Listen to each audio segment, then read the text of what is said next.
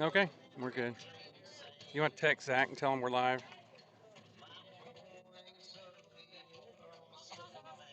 And I'm going to play the, well, I'm going to wait another 30 seconds.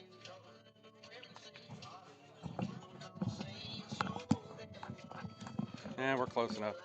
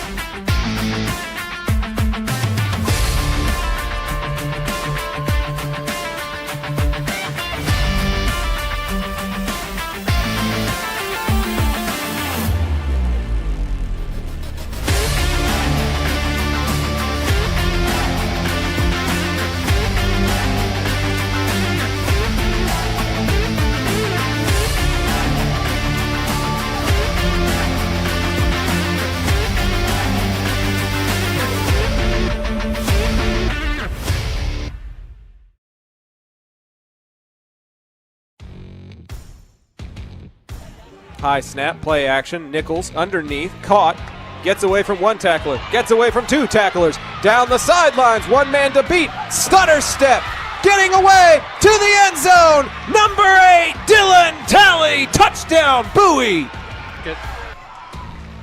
Robertson in motion, Craven's back to pass, goes across the middle, Ghostin holds it in, he's gonna go to the touchdown, to the house, Cravens to Ghostin, Colt, touchdown! As a tight end, pulls a guard, Barrett finds the hole, follows the pulling guard, cuts outside, bounces outside to the 20, 10, 15, 5, touchdown, Bowers, touchdown, Bowie! Out of the stretch. Sky towards left center field. The wind is carrying it. Is it gone? It is! Jackson Irons with a 2-run shot over the left center field fence. He'll plate Wharton, and it's 6-4. There's still an insurance run that is about to get driven in on this base hit. Flores delivers the insurance run.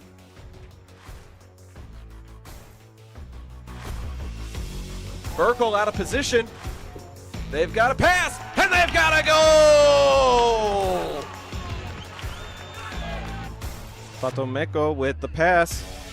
Mirario has a bit of a look. Shot on goal, and he gets it in! Two tight end set here as we go to the left-hand side with B.J. Rogers.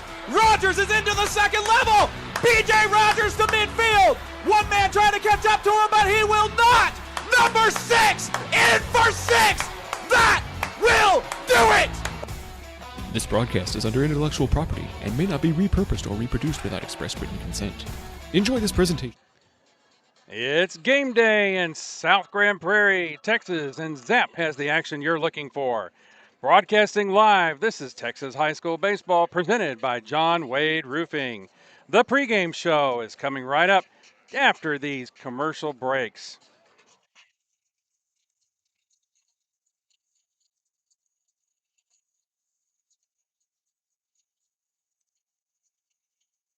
John Wade Roofing is celebrating 40 years serving the Arlington area. John Sr. played for Colt football and was the team MVP in '76. He went on to play for TCU, earning all conference honors. The family has a Colt legacy that spans generations and wants to help your family's roofing needs, plus gutters, painting, solar, and more. For more information, go to johnwaderoofing.com.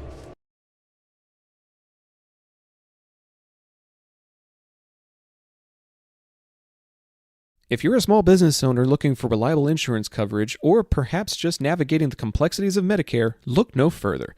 Chapman Cornelius Insurance Services is a family-owned, independent agency with over 50 years of experience, specializing in tailored insurance solutions for small businesses and their owners. Whether you need property, liability, commercial auto, or even life and health insurance, their agents can help you feel secure in selecting the insurance you need. Call April Chapman or Jason Ott today at 817-265-3346.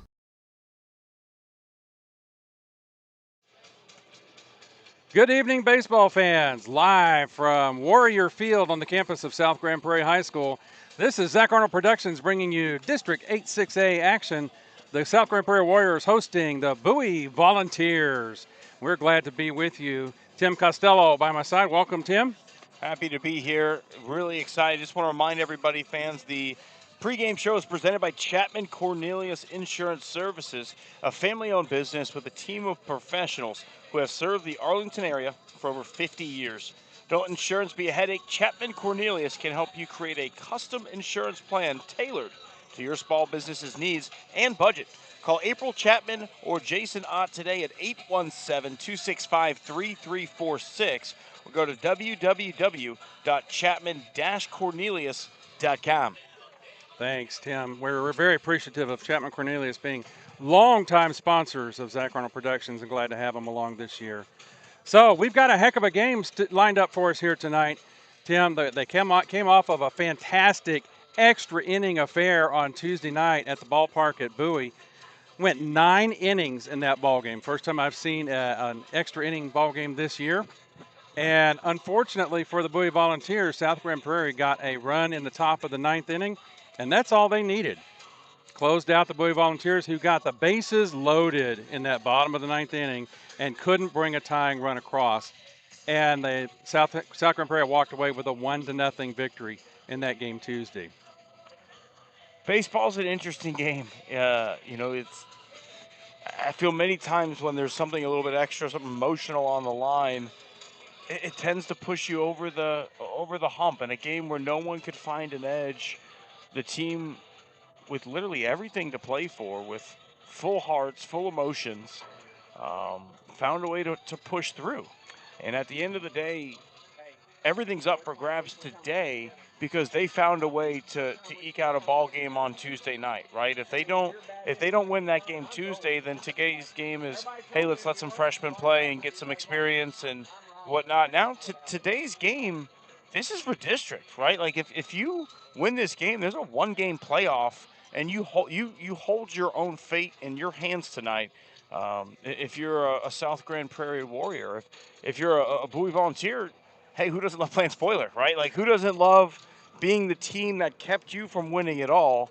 And by the way, you've got your ace on the hill, someone who, when he is in control of his stuff, darn near unhittable. Yeah. Isaiah Henderson will be on the mound for the Volunteers tonight, and that's a good omen for them. You're right about the emotion, about the gravity of the games that they've been playing these last 2 nights. South Grand Prairie sitting in the stands right behind Arlington High. But what happened tonight? Arlington High and Martin had to play their game over at Haltom Buffalo's field, who has a full turf field. Because of all the rain, Martin's field was underwater, Arlington's field was underwater, so they played at Haltom. And Martin ended up winning that game 3-2. So that spoiled Arlington's attempt to get the outright district championship. If Arlington High had won that ball game tonight, they'd be outright district champs right now. Now they are depending on Bowie to win tonight for that district championship. If South Grand Prairie wins, we've got to play one more before the playoffs. Because at that point, South and Arlington will be tied, and they split their district season against each other. And so there's no tiebreaker, and they have to go to a 1-game playoff to get into the proper seeding for the postseason tournament. Everything on the line. Everything is on the line tonight. You couldn't have a better situation to sit back and start your weekend with a Friday night baseball game with some high stakes odds. And when you look at the game, the 1-0 game, South Grand Prairie put the pressure on throughout the game. They had runners on base almost consistently every inning, and credit to Bowie for finding ways to work around that and pitch out of it. But for the most part, the Bowie bats were quiet. And that's, if they're a boom or bust offense. I truly feel like guys like Alex Rojas, even though he's hitting 9th, he's one of the more consistent hitters on this team. He hits the ball hard. He turns the lineup back over. But then you've got guys like Isaiah Henderson who they can feast. They can absolutely feast. But in that game, earlier this week, he was 0 for 3. Yeah. Some of the big-time run producers find themselves getting themselves out early in counts, chasing bad pitches, weak contact, and it just sets this Bowie offense back as opposed to coming out the gates hot sometimes. That's one thing head coach Alex Johnson for the Volunteers was disappointed with the other night. As we're going to hear in the background, this is Teacher Appreciation Night here at South Grand Prairie, and myself being a teacher, I'm glad that they're recognizing some of their favorite educators on the ball field tonight, coming out with their favorite players. But it was a good pitching duel also. But the one thing Coach Johnson was frustrated with was the lack of clutch hitting. With runners on base, runners in scoring position, Bowie just could not get the bat on the ball. But Roman Ortega pitched a really good ball game into the 9th inning. And then Rody Ferguson took over for him and gave up just that 1 run. But Shepler on the other side of the ball field, Zach Shepler pitched a really good game for South Grand Prairie. So it was a classic pitching duel, and it shows in that score, that 1-0 score in the end. So you talked about emotion also, Tim. Yes, a highly emotionally charged ball game because as we talked about Tuesday night, there was a tragic accident that occurred with one of the South Grand Prairie varsity players. Number 7, Isaac Leal, was involved in a high school hijinks prank that they were playing with other kids that is normally played like in a field or in a house around corners and such, but they were playing this game in a car. And the unfortunate thing was there was a car accident. And Isaac took a tumble and hit his head on the concrete, and he's been in the hospital since Monday night.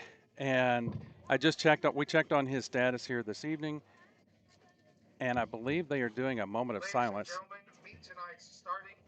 Nope, not they weren't doing a moment of silence. They just had a little break in the action there. Anyway, Isaac is still in the hospital. He is still unconscious. And so they are hoping that he is getting the rest that he needs. There are a lot of number 7s all over the ballpark, including here in the Zap booth, just honoring the number of the South Grand Prairie player who, a senior on this ball team, involved in that accident, and our hearts and our prayers are with the South Grand Prairie family. I told Coach Yelda when I met with him before the game on Tuesday that they're a part of our family here at Zach Arnold Productions because they're in our district now where this will be our 4th game to broadcast for them this year, as we've followed all of the Bowie Volunteer games this year and Arlington games, and so we really felt their tragedy pretty close to our hearts. And so, yes, the emotion is still there tonight, and we'll see how that plays into the play on the ball field. Absolutely. It's hard because you want to be the guy that makes the play or does the big thing, and you've got to be in control of that, right? You've got to let the moment come to you. You've got to find a way to just let this be your quiet headspace with everything going on, with all the things that are happening around you. Sometimes the ability to step on this field and play a game, you have to remember it is just a game, and it's a way to detach from everything that's happening and have a quiet 2.5 hours in your mind versus everything you've been going through. So you don't, there's that part of it, but then you want to be the guy who puts your team in the playoffs, who wins number 1, who gets you the district championship. So I don't wish this situation upon anyone, any parent or high school both kid, of us right? as parents feel really, it really touches close to home as a parent of a young person too. Yeah. So Absolutely. Our wishes go out to the South Grand Prairie team. We're going to be watching here in just a little bit. Isaac's dad is on tap to be throwing out the first pitch tonight. And so that takes a lot of guts from him too. Absolutely. To be able to come out and do that with his ball team. The Warriors are now, you can see on our camera, are coming out to the home plate side of the field, and we're probably going to get this first pitch. Here comes a dad-looking guy out onto the field, and we'll do a little play-by-play on that too as the Warriors stand around the pitching circle here. We'll be watching to see Isaac Leal's dad come out on the field and throw out that first pitch. A hug from catcher number 20 there. Jose Leal on the ball field there. He's got his number 7 shirt on. He's going to go around the circle and shake hands with each one of the boys. We saw a very emotional moment after the game the other night when the players usually cross the field and shake hands. They stopped at midfield at the pitcher's mound, and both teams circled up around the mound, knelt, and prayed. And Tim, it was a long 2 minutes. It wasn't just a moment of silence. It was a very poignant moment in that ball game. And as somebody said, I think Yanni Pagan said, it's bigger than baseball. Yeah, absolutely. So as Jose Leal goes out to the mound, I don't know how he's going to throw this. As a dad, I'm just getting choked up here thinking about it. Not a dry eye in the house here. So we'll give a little play-by-play here. Mr. Leal. Jose toes the mound and the pitch, and it bounces in, but it's going to be called a strike at the plate by the umpire. Catcher does a good job of framing that. Oh, that was the warm-up pitch. Yeah, we're going to do that one again. That was just the warm-up pitch. So we're going to get another real pitch here from Jose Leal. Clapping in the background. Big moment here. That's it. Oh, yeah. That's it. That one's in there for a strike. Yeah, that first one was just a warm-up pitch, Tim. That one was right in the zone. Perfect pitch. I'm going to be hugs all around. Big group hug right there between home plate and the pitcher's mound.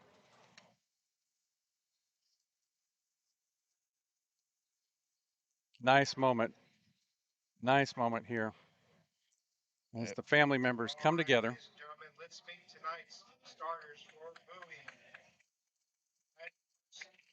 As they walk off the field, we'd like to set the offense for the Volunteers, who are going to be the visitors tonight. B for visitors, Pops. Number 5, Jackson Turner, the center fielder tonight for the Vols, leading off. Number 11, Christian Uribe, the third baseman, batting second. Batting third, number 9, Isaiah Henderson, tonight's pitcher, batting fourth. Number 7, Roman Ortega, who pitched such a fine game the other night at first base tonight. Batting fifth, number 19, Brody Ferguson, the designated hitter in tonight's game. Did a good job cleaning up on Tuesday night. Batting sixth, number 15, Jason Wheeler, the right fielder. Batting seventh, number 12, Roberto De Leon, the catcher. Batting eighth, number 6, Andrew Vega, the shortstop. And batting ninth, number 3, Alex Rojas, the left fielder. On the mound later for the South Grand Prairie Warriors, Jonathan Mendez will be pitching. Slight break in the PA announcer as we get ready to talk about the South Grand Prairie defensive alignment, and then we'll give you their offense in between innings. On first base tonight, Zach Scheffler, number 21. At second base, Giovanni Orozco, number 29. At third base, Ruben Carranza, number 3. At shortstop for the Warriors, Robert Martinez, number 14. In left field, Jake Ross, number 25. In center field, Dalen Brooks, number 10. Right field, Jonathan Mountcastle, number 27. And the battery for the Warriors tonight, Julian Guerrero, number 16, behind the dish. And on the mound, Jonathan Mendez, number 9. Rounds out the South Grand Prairie defense as they're waiting on their PA announcer to catch up with us here at ZAP. Bowie Volunteers are in a sharp-looking all-black uniform, black jersey, black pants, with the numbers in a bright royal blue with an orange piping around the number. And they're all lined up. They got a black cap with the BV and the cross swords on the front of the ball cap. As the Warriors are coming out on the field, they're in an all-white home uniform. White pants, white shirt. Across the chest in script, they've got Southside. They like to identify with the location of their ball club. And so Southside represents South Grand Prairie, and they got the SGP logo on their red ball cap. Beautiful night here for baseball, Tim. Yeah, it's absolutely gorgeous. Late April Texas evening here. The temperature's a little warm, but if we could just get any bit of breeze, wouldn't be too bad at all. Sun is bright, sky is clear.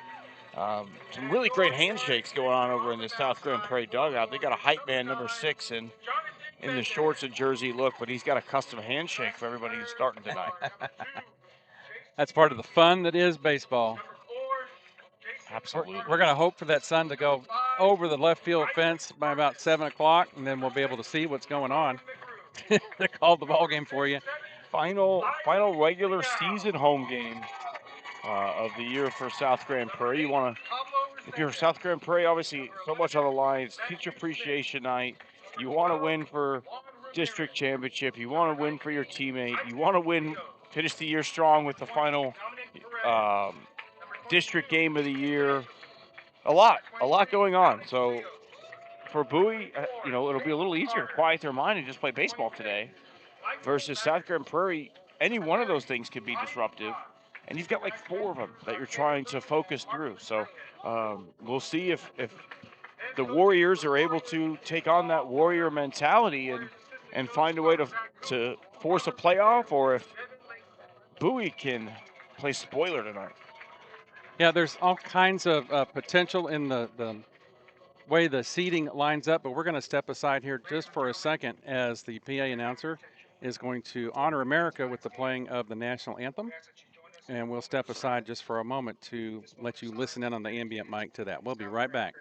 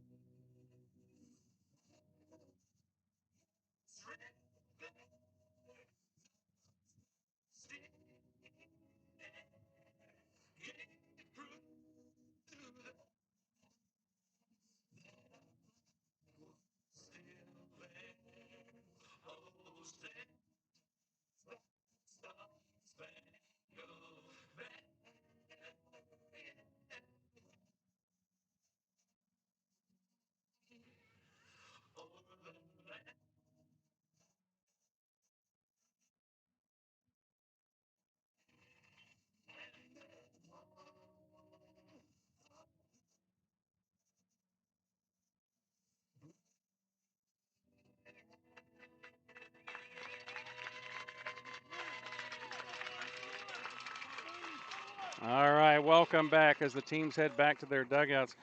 Tim, some of the postseason lookout got shaken up this afternoon. Might have expected Arlington to finish out that series against the Martin Warriors today, but they did not take care of business, and Martin ended up winning that game 3-2. So, as we understand it, if Bowie is able to prevail tonight against South Grand Prairie, then Arlington will be crowned district champion and will go into the postseason, most likely going head-to-head against the Richardson Eagles. Now, this year there is a new division split between the big schools and the small schools, much like they do in football. And the team, Arlington High, but based on population of the school, is what they call a D1 school. The other D1 school in the playoff picture right now is South Grand Prairie. So that's why if South happens to win tonight, Arlington and South will have identical records, and they would have to go to a one-game playoff to see who plays Richardson. The number 2 seed, it seems to be Lake Highlands right now in that district in Dallas. Okay, so Bowie, being a D2 school, is most likely going to be seeded against Dallas Jesuit.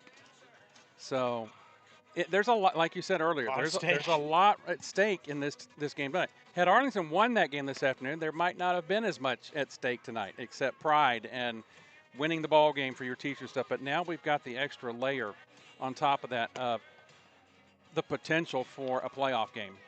But being representatives of Bowie on the Zap Network, we're going to root for Bowie. Let's remember, this is probably the best Bowie baseball season they've had in a long time. It's since 2013. So, yeah, 12 years. This is the best season that you've had. So let's finish it strong, too, right? That's got to be the thought process tonight is let's put a capper on a great year, and let's go into our first playoffs in a while strong and hot. Let's get our starting pitcher hot, and let's go dominate. Lefty-righty matchup to start the game. It'll be Jackson Turner, the center fielder, the speedster. First pitch swung on, hit hard on the ground, and through for a base hit. Turner aboard to start things in the first inning. First pitch hitting, first ball hitting right past Ruben Carranza. Diving attempt there at third base, and it went just beyond his glove. Out to Jake Ross, who fielded it back in, and a good single to lead off for the Vols. So far this season, Bowie has let the first pitch be take a swing at it. If you don't get it, then you got to lay it down and sacrifice. We'll see if that stays on with Uribe, the third baseman, up. First one in the dirt for ball one.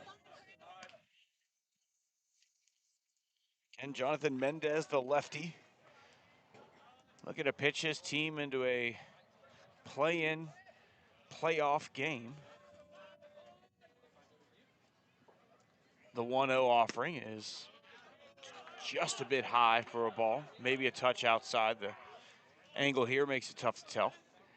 Tim, I have an affinity for the Southpaws, as I am one myself, and my middle son, both lefties.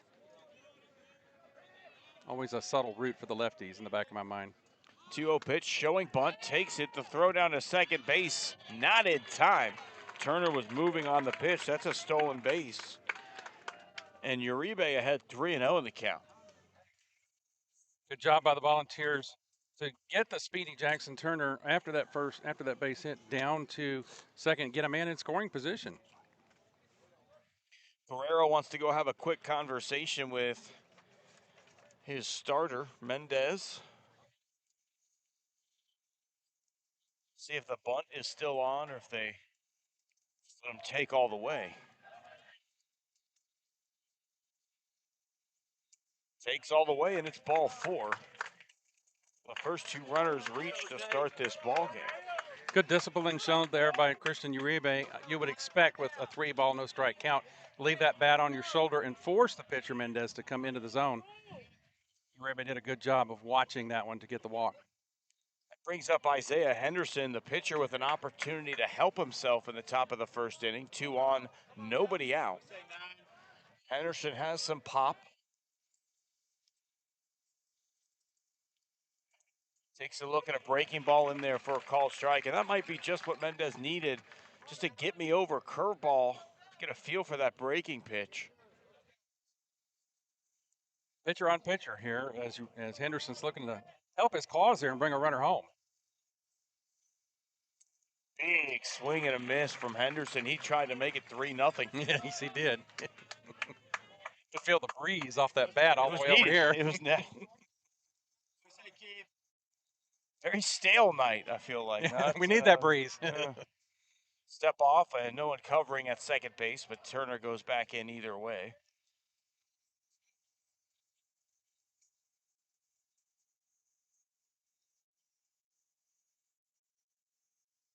The 0-2, that's a bit inside. You were talking about the breeze on that swing and miss by Henderson. This is a good-sized ballpark. 325 down both lines, 337 to left center, 353 to dead center, 322 in right center field. It was a 1-2 offering. This one hit well but foul. That's twisting, and that is into the parking lot. And that brings me to a thought that I had when I pulled in here today. There's not a good place to park. There's not a safe place to park in this ballpark. Where did you roll the dice? We're over the left field box over here, the dugout, as far away as we could get. 1-2, just a bit high. I went pretty far down myself. A lot of people backed in. I felt like that was not the move. Nothing better on the first base side as everything's really tight here, kind of like at Colt Field. Probably would have been better off parking in the student parking lot and walking over. Maybe. 2 balls, 2 strikes, 2 on, nobody out, top of the first inning. Here's the offering. One's high, good eye from Henderson. After falling behind 0-2, he's worked the count full. Yeah, Isaiah flinched on that one. It looked good to him, but he thought better of it. Good thing he did, because it was too high. Already a big moment in this ball game.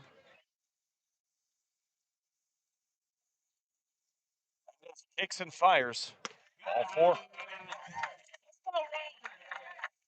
Bases are loaded. Road Ortega. Opportunity to do some damage. In a historic season for the Volunteers. Still a relatively young team, too. They're building a culture here. Yeah, this is Love to bust it open early. Cap off this season with a great offensive performance tonight. Get the bats hot going into the playoffs. we've got a pinch runner, a courtesy runner at first base. Jaden Kitchens running for the Volunteers for Isaiah Henderson. Jaden Kitchens. Get something cooking. Good one. Big swing and a miss, and just fouling it straight back into the screen is Ortega.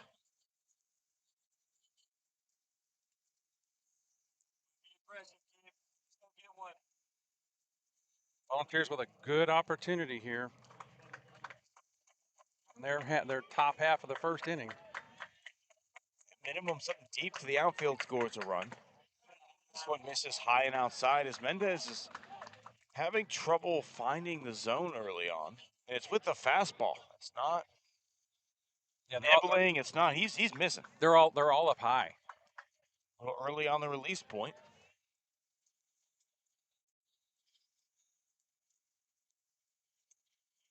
One misses outside. Did you catch any of the NFL draft last night? The only one I caught was, or the only overall theme I caught was Sir Sanders not being drafted. That definitely happened. Still hasn't happened as far as I know. Another quarterback went to the Saints. Here's a 2-1. Fouled back into the screen again, 2-2.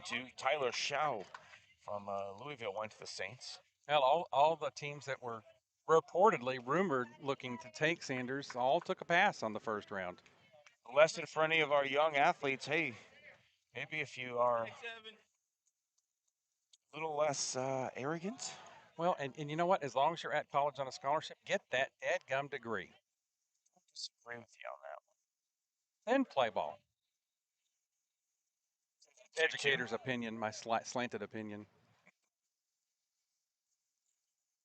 That one's low and in the dirt. Let him run it full. Bases are loaded. Nobody out. Win it, kid. Win it. Nobody out situation here. Volunteers have to put some runs on the board. Here's the payoff pitch. That one called. Strike 3. Cannot go down looking there. No. That's one thing that the Vols coaches were voicing tonight. You've got to swing. You can't let the umpire set you down that way. I'm a native Houstonian. I watch a lot of Astros baseball, and even though they have a couple of World Series rings in the last decade, they still drive me crazy with their situational hitting. I talk about it constantly on my podcast. This one misses in the dirt for a ball with a breaking pitch as Brody Ferguson, the DH, looks to do some designated hitting here. Yes, really.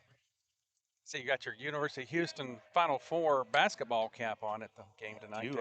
I was in San Antonio for the first round, or the first game of the Final Four, but second one being a Monday night made it a little tough to stay in the city. But yeah, I definitely had my heart broken.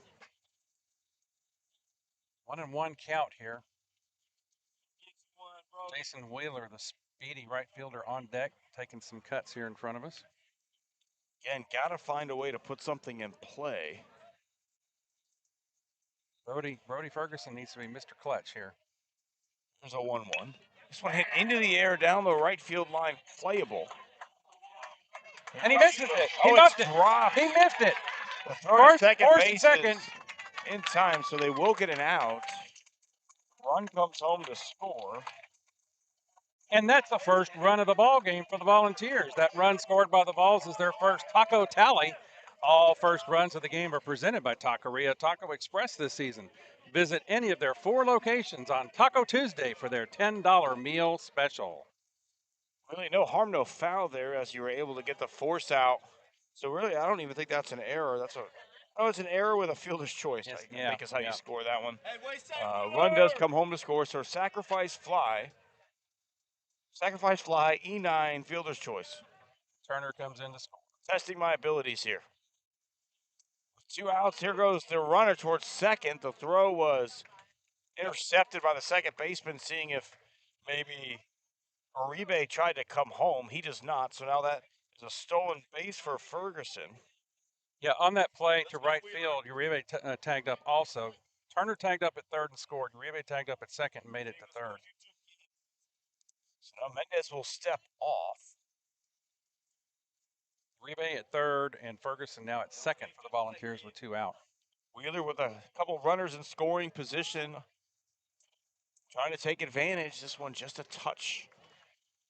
Just got a piece of it, just touched it and nicked it foul. Quickly behind, nothing in 2. Honestly, if Mendez gets out of this, just allowing the 1 run, that's crushing for the Volunteers. It would be, yeah. 2-pitch foul out of play towards the parking lot. Listening for the window crash out there. Great reminder of everyone, if you need some better insurance, Chapman Cornelius. Somebody out there may need that. Yeah. Bet you they would love to take care of your broken window for you. Here's the 0-2. Hit hard on the ground towards short, fielded cleanly. The throw to first base is low but handled well, and in time for out number 3. So all the Volunteers are able to get is the 1 run. They're on top 1-0 after the top of the first. You're listening to Bowie Volunteer Baseball on the Zap Network. We'll be right back after this. Taqueria Taco Express is now the official taqueria of Zach Arnold Productions. They feature 3 convenient locations, including 2 in Arlington and the original site on the Grand Prairie border at I-20 in Great Southwest. Their Taco Tuesday special includes 5 tacos and an agua fresca for just $10. Made from scratch with authentic recipes, you can place single or bulk orders online by going to taqueriatacoexpress.com. If you're like me and need printed materials to get your brand out there to the community, then you need Eka Signs. Conveniently located in central Arlington, Eka features a wide selection of shirts, hats, banners, yard signs, acrylics, magnets for your car, magnets for your fridge, tumblers, A-frames, and more. Call Eka at 817-617-2229 for more information and tell them Zap sent you.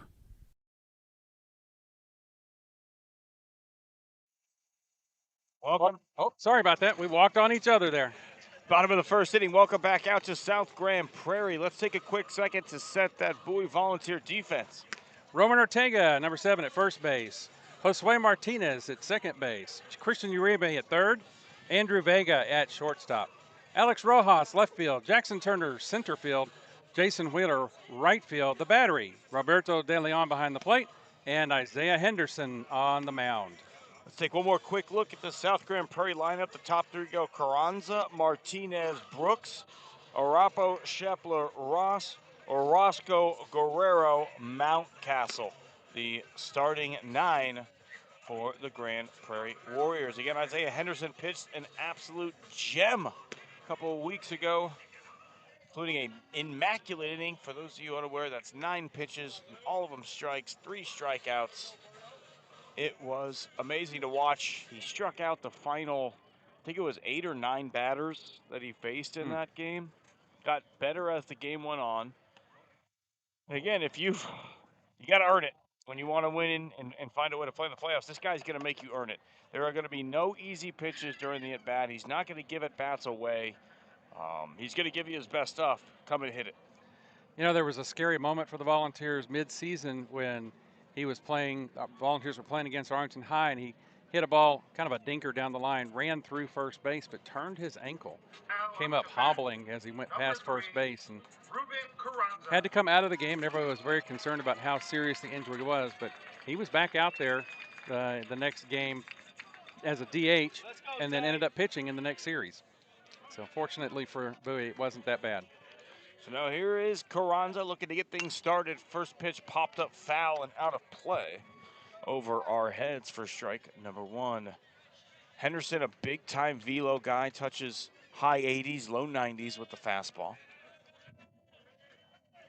Here's the 0-1. Just a bit high at eye level.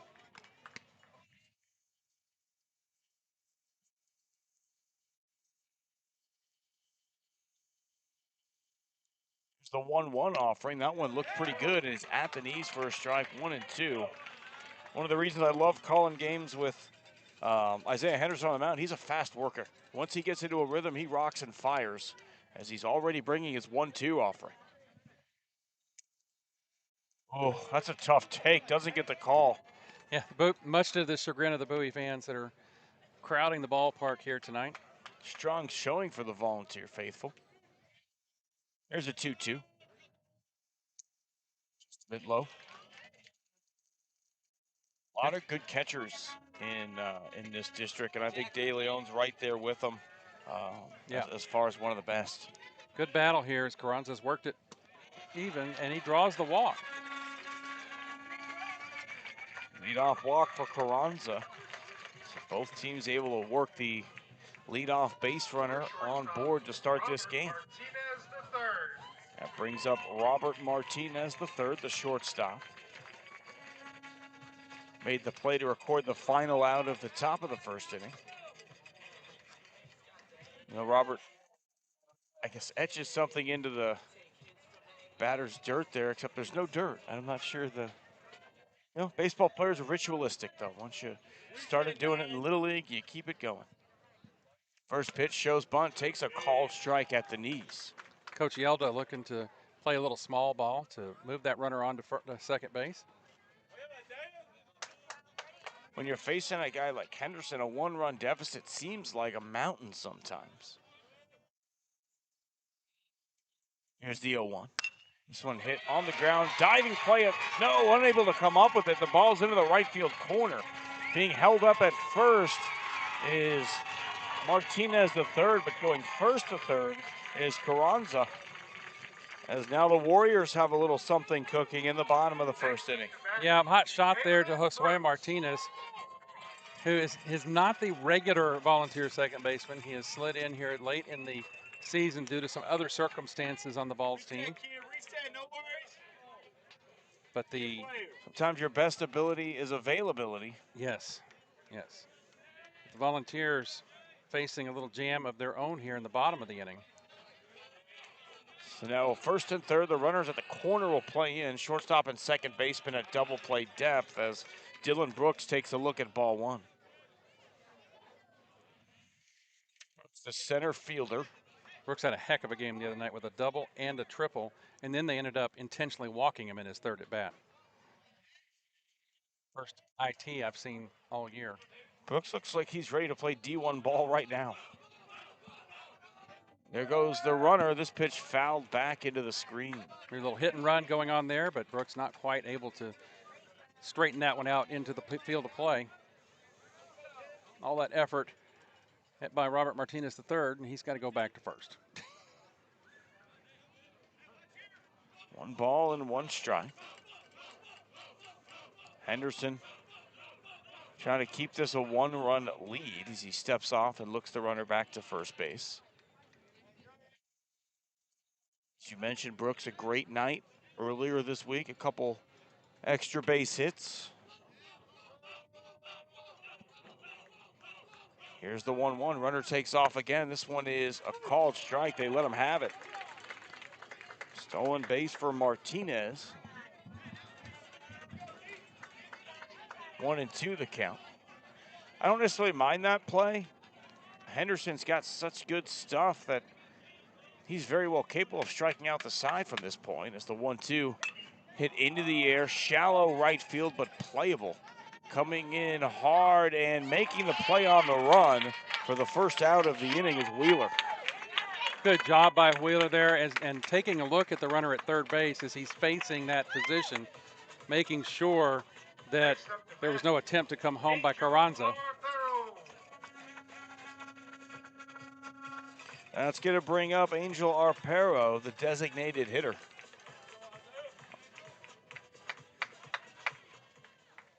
Runners are both in scoring position at second and third. 1 out in the inning as Henderson rocks and brings his first offering. This one hit on the ground towards short. The throw to home is in time. The tag is in time. And that is out number 2. Heads up baseball by Andrew Vega to cut down Carranza at the plate. Good play there. Good call by the umpire. It was a bang-bang play, very tightly contested at home. But the catcher, De Leon, did reach out and touch the shoulder of Carranza as he went by. and the umpire punched him out. It was a good job to get in front of the plate, go get the baseball, and then go to the runner, as opposed to letting the ball travel, taking that extra time. You risk being unable to get the tag down. So now Scheffler, first baseman, pitched his team to a victory on Tuesday night, trying to come up with a big knock at the top of the first, or the bottom of the first inning. First pitch, big swing and a miss. That was a slider from Henderson. On that bang play, Martinez, the third, went over to third. So the South Warriors have runners at the corners here.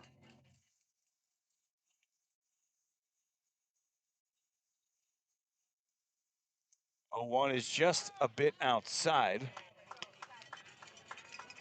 It's difficult for us from this angle. We're right on the first base line here at Warrior Field, and it's hard to see the in and out calls. We can see up and down okay. 1-1, big cut, comes up empty, 1-2. Another good breaking ball from Henderson. Zephyr playing first base tonight, had a great game on the mound for the Warriors on Tuesday as the pitcher. Here's the 1-2. De Leon tried to frame that one, get it up in the zone. The umpire was like, no. A bit low maybe, huh? Not buying. Here's a 2-2. That one's in the dirt. Good stop by De Leon. Yeah, you got to play hockey goalie here and not let a ball get by you. Decent distance here, but behind the plate at Warrior Field, not as far as Bowie. You still don't want to give that runner at third an advantage. Payoff pitch. Hit hard on the ground, but foul. I do apologize. At some point, the designated hitter, Arpero, took second base, but the sun is so strong, I missed it. So now there are runners at second and third. That is a brutal glare we're dealing with right now. But we fight through. We are Warriors tonight on this broadcast. Here's a payoff pitch. All 4. That'll load the bases. Good eye by Scheffler.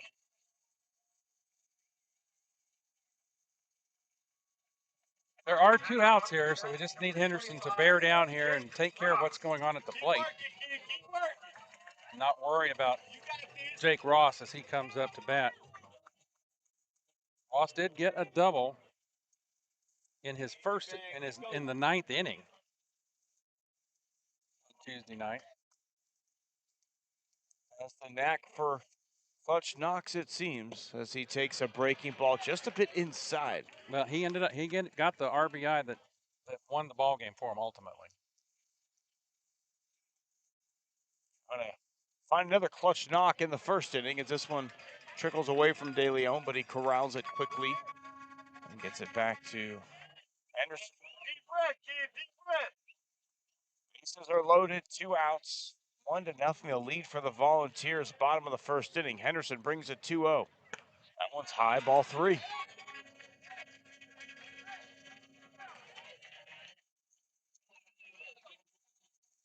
Henderson is a guy that if you're going to get to him, you do it early because he settles in. There's a 3-0, shows bunt. That one's a called strike, a breaking ball. I was just fixing to say, there is nowhere to put anybody on a free pass here without giving up another run.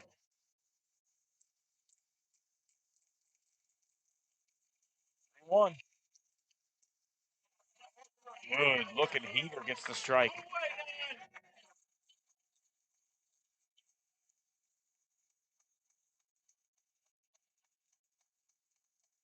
Henderson rocks, fires, and brings the payoff pitch. Runners are on the move, fouled back. 2 outs and the bases loaded. All the runners are taking off on the pitch. We'll see if they do it again. Can't run into a double play. Here they go. This one, little jam shot.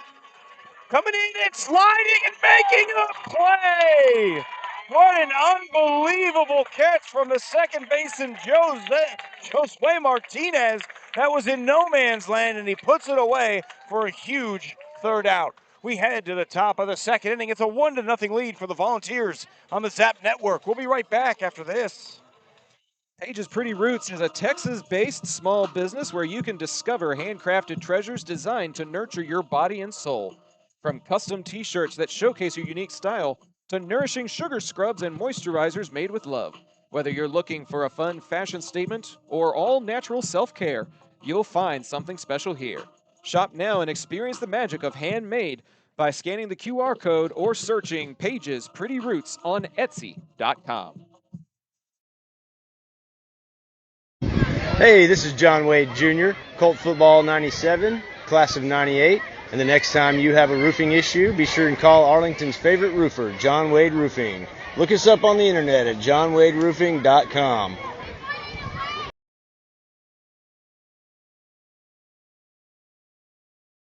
Top of the second inning from South Grand Prairie. Bowie Volunteers are leading this game 1-0. Both teams loading the bases in the first inning, but both would be disappointed with the eventual outcomes. But either way, a 1-0 lead for the Volunteers. It's going to be De Leon, Vega, and Rojas looking to get things started for the Vols. Josue Martinez made a fantastic play to end the bottom of the first inning, coming from deep second, sliding on a little jam shot infield pop-up that looked to be headed for no man's land, the way it was spinning and dying, but Josue made a sliding effort, held on to the baseball. Tim, a little shout out to our friend Yadi Pagan, the Golden Pipes of the Bowie Volunteers. Not piping tonight, but eating. His mouth is full of a hamburger here. He's just a burger guy. I see he goes burger a lot on Friday nights at the ballpark at Bowie, and even, now he's just testing competition, trying to see what other burgers taste like. I get it. Scouting the competition. First pitch to De Leon is just a bit outside for a ball. Leon, a great job controlling this Volunteer pitching staff, but he's had a nice year at the plate as well in 2025. 1-0, check swing in there for a called strike either way, 1-1.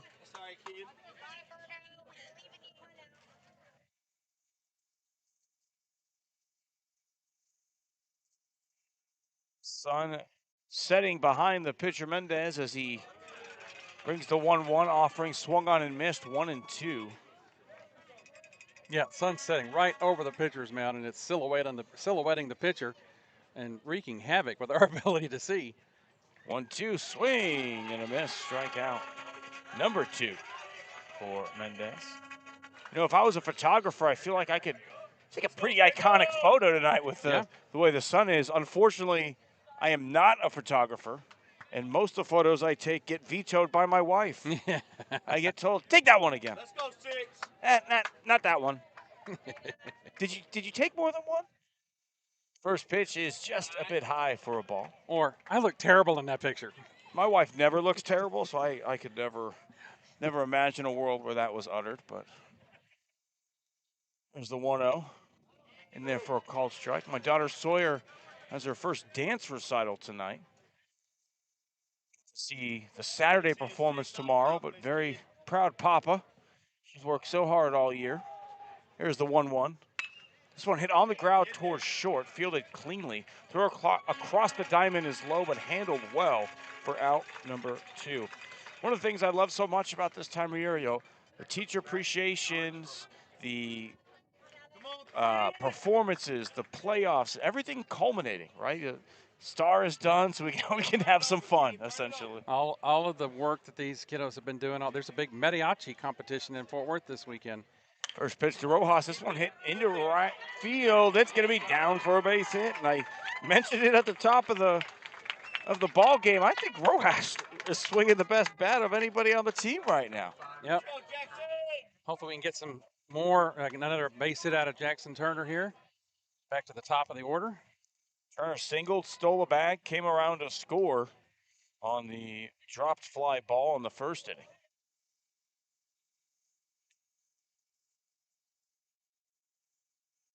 First pitch to Turner.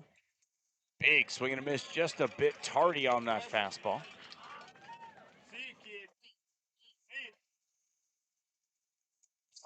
It's like when I used to forget the combination in my locker, and it made me just a bit tardy to class.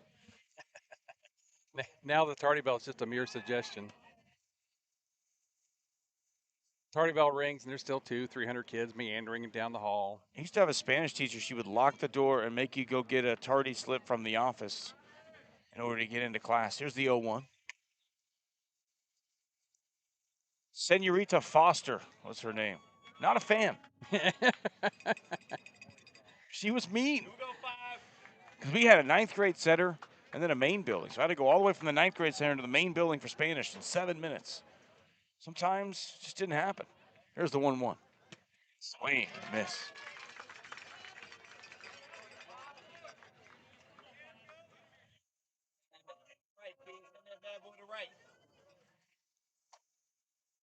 Turner hit the ball hard on the first pitch he saw in the first inning. Here's the 1-2.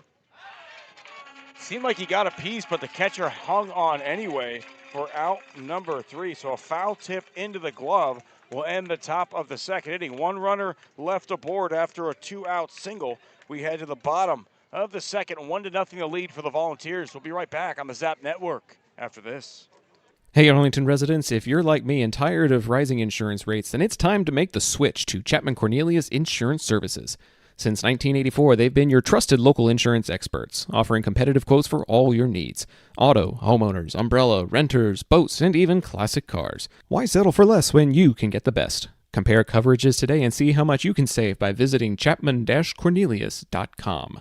Chapman Cornelius, your local insurance partner since 1984. Taquería Taco Express es la taquería oficial de Zach Arnold Productions. Extraordinaria y auténtica comida mexicana, aquí encontrarás el mejor menú para el paladar más exigente. Puedes visitarlos en una de sus 3 sucursales ubicadas en Arlington y en Grand Prairie. No te pierdas de su grandioso especial todos los martes, Taco Tuesday, de 5 tacos y un agua fresca por solo $10. Para encontrarnos o hacer un pedido, visítalos a su página web taqueriatacoexpress.com.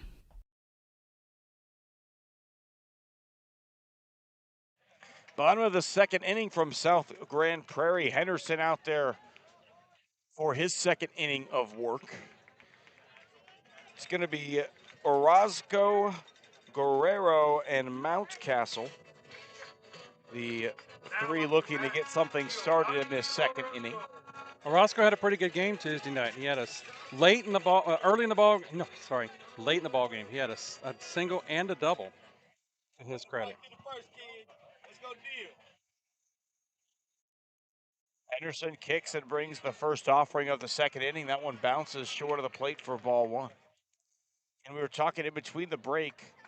Henderson's a guy who sometimes takes somewhere around 3 or 6 outs to really find his feel for the game, as that pitch just misses. But once he finds it, it's like watching a young Nolan Ryan out there sometimes.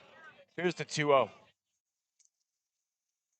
One's in for a strike. A situation like this, just trying to figure out what is the zone.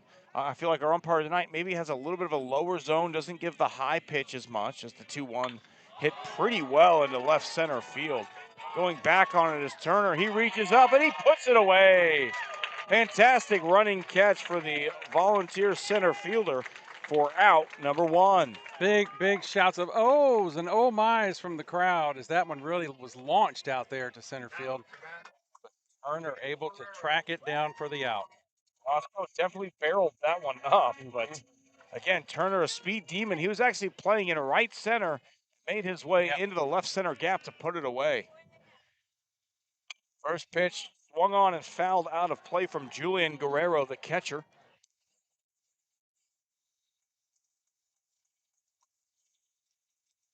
Henderson really bringing the heat tonight.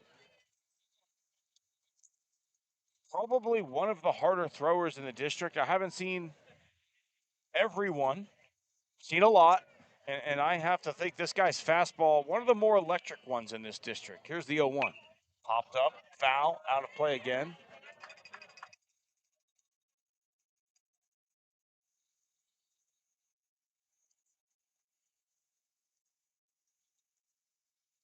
No balls and 2 strikes. Henderson kicks, fires, and delivers. This one hit pretty well in the air to left field, playable. 5 or 6 steps short of the track, putting it away for out number 2 is the left fielder Rojas. Yep, that one pretty routine out there to Alex Rojas. 2 up, 2 down here in this half of the inning. Both pitchers seem to have maybe settled down a little bit after a rocky first inning. Sun needs to settle down in the left field sky, and it'll be a beautiful night. 2 outs, nobody on for Mountcastle. This one on the outside corner gets the called strike. They say red skies at night, sailor's delight. There's rain on the forecast tomorrow. We'll have to see if that old idiom stays true, as the 0-1 is in there, breaking ball for a called strike. There's an 0-2 working very quickly. Swing and a miss. Feel the breeze for strike 3. We head to the top of the third inning, a 1-0 lead for the Volunteers on the ZAP Network. This is Volunteer Baseball, brought to you by John Wade Roofing. We'll be right back after this. Pools in Texas need servicing all year long. At Rami Pools, LLC, we provide quality pool services such as cleaning, maintenance, and repairs. So call 469-951-0107 for a free estimate and ask for Roberto. Rami Pools, LLC. We're going to make you fall in love with your pool again. Hablamos español. PDA Advocacy Group would like to remind you that autism is a wide spectrum of neurological differences, and it's on the rise, now affecting 1 in 36 Americans and more cases found in males. Those with autism have trouble with social interactions, communication, and can engage in repetitive or self-harming behaviors. While the causes of autism are still being researched, we can begin to learn more by visiting nationalautismassociation.org.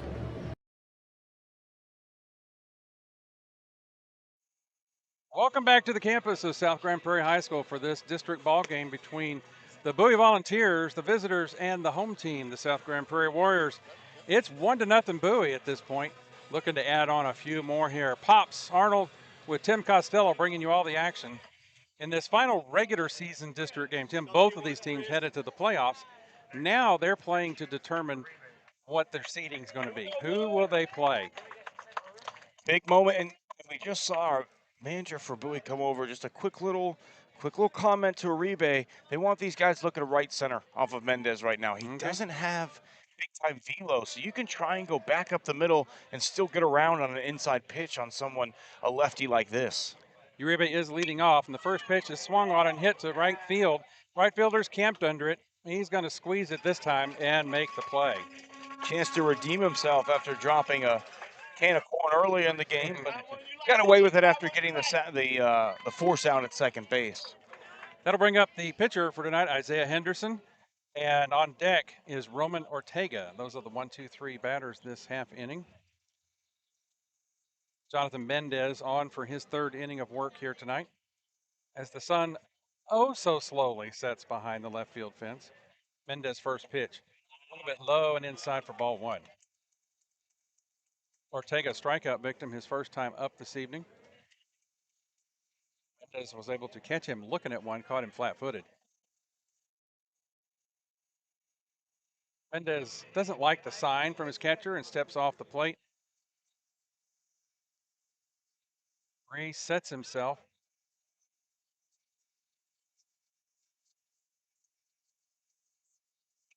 That ball is swung on and hit to the right side. The first baseman, Shepler, is calling for it and squeezes it and makes the catch.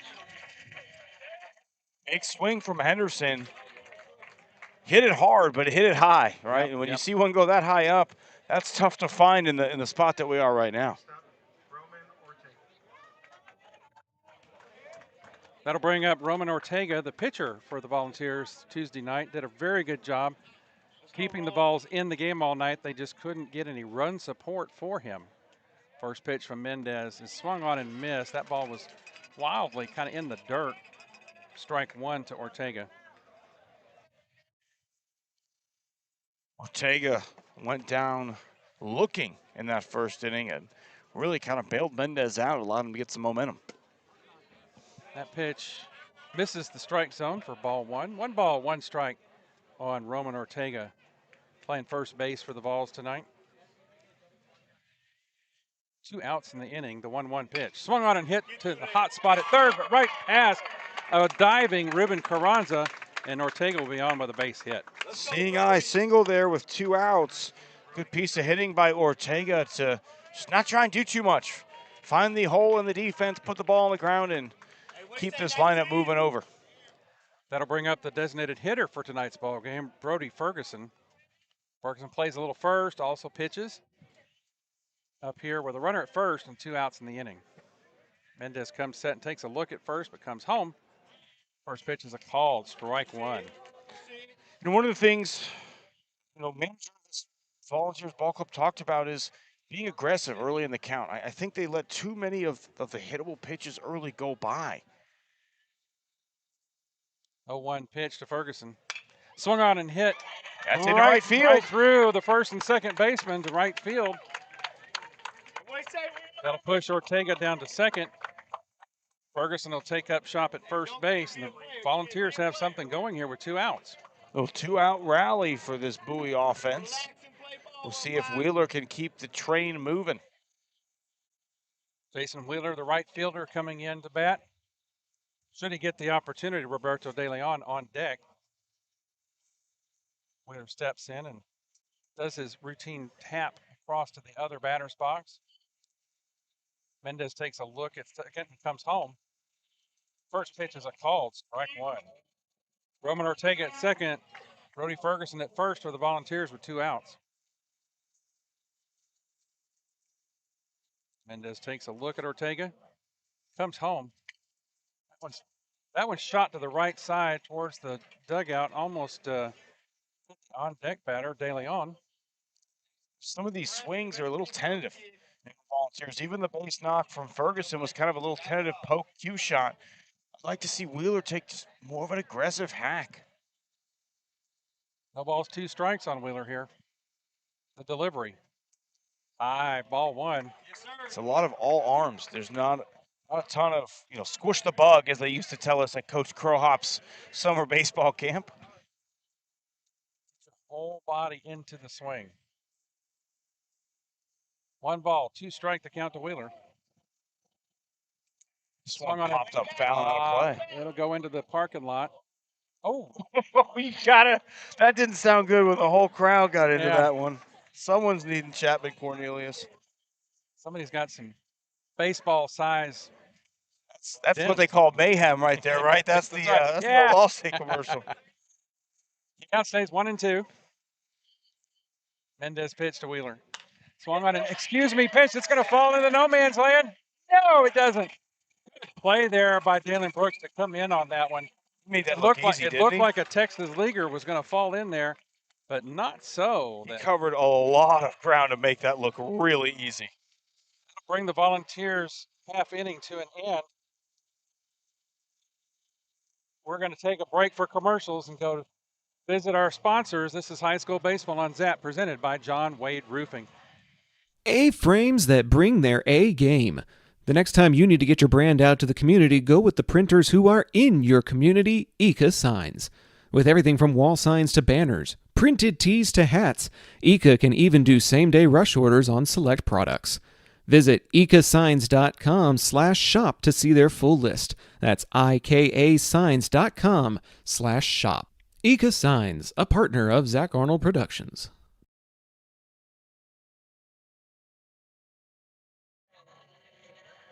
Welcome back to live action here as the Volunteers are visiting the South Grand Prairie Warriors. We remind you, fans, that the third inning is presented by our friends at Ika Signs. Located in the heart of Arlington, they offer same-day production on certain rush orders and offer a wide catalog of custom printed materials. Call 817-617-2229 to find out how Ika Signs can help your brand's visibility. Speaking of visibility, sun's gone down and left. I can finally see. Sunglasses got to come off. Now we can raise the hat bill a little bit. South Grand Prairie will be sending up the top of their order this half inning. Bottom of the third inning, Ruben Carranza will be leading off. Robert Martinez the third on deck, and Dalen Brooks in the hole for the Warriors.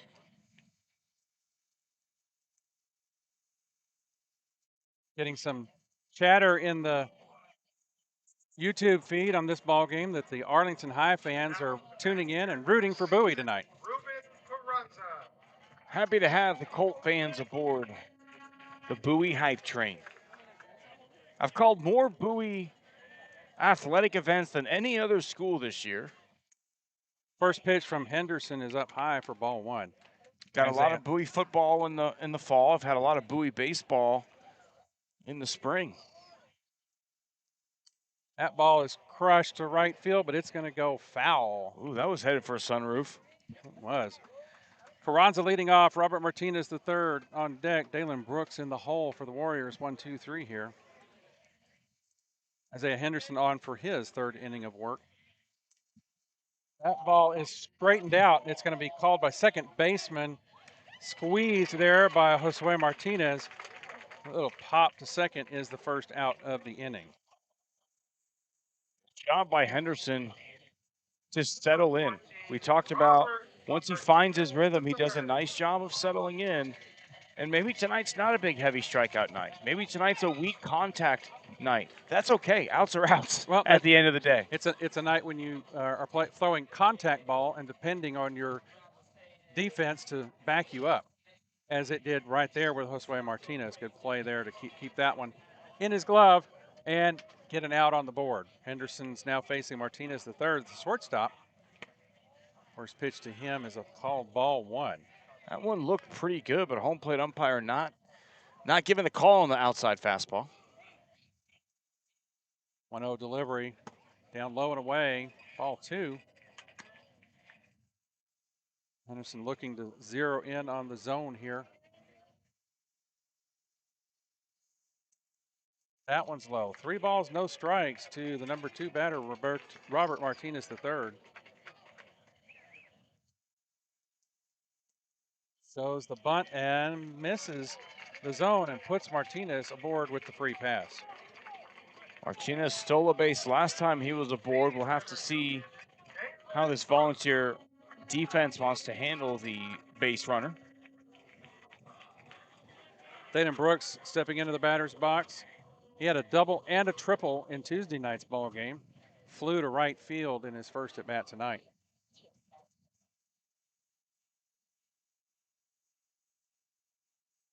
Henderson's first delivery to Brooks. Right down the pipe for strike 1.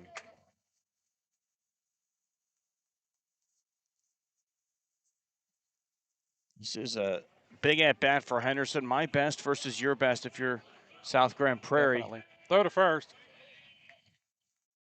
No tag even applied there by Ortega as Martinez III able to dive back in quite easily. Henderson, the Volunteers ace. Brooks, one of the best, if not the best hitter on this team. This one's crushed. Right field. Turner on his horse. Oh my goodness, he leaps at the wall. Dun-dun-dun, dun-dun-dun. Sports Center play of the game, top 10 play of the game there. He found the warning track, leapt into the wall, and secured it. Oh my goodness, it's high school baseball, but that was a pro-level play. That was fantastic. Brooks absolutely crushed that one, and Turner had to really get on his horse to get there. And if there was a warning track out there, he was on it and diving into the fence to hold that one. I've watched a lot of Bowie baseball. That might be the play of the year. We'll have to see if Yadi Pagan signs off on that statement or not. He says it's okay. Play of the year. 2 outs now. Angel Arpero, the designated hitter at the plate.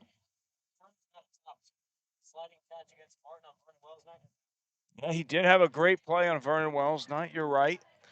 I think that one tops it, though. That one going into the wall, maintaining possession, as they say on NFL draft night, through contact, and securing the catch with 2 feet inbounds.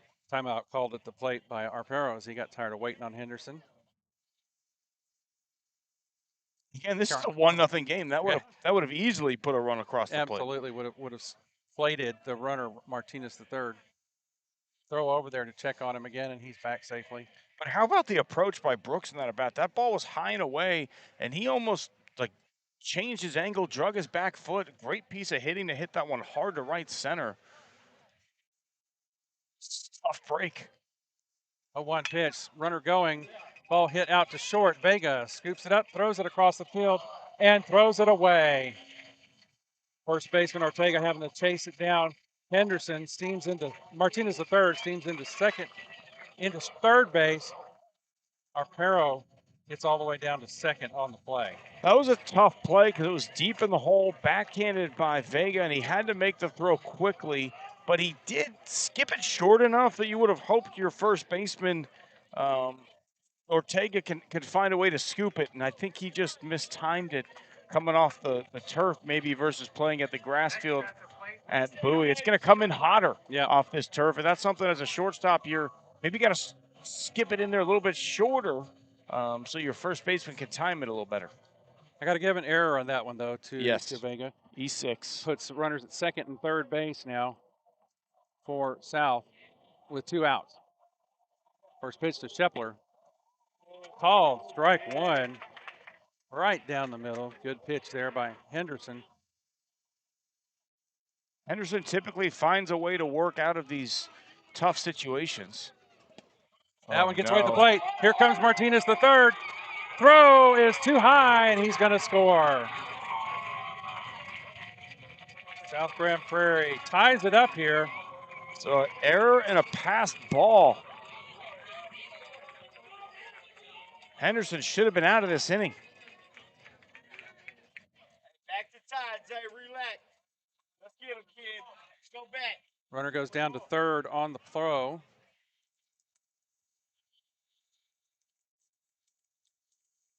Count runs to 2 balls and 1 strike on Shepler at the plate. Shepler playing first base tonight for the Warriors.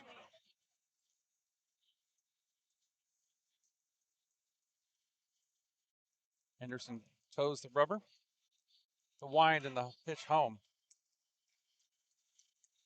Ball hangs a little bit high for ball 3. 3 balls and 1 strike. Hitter's count coming up here to Zach Shepler.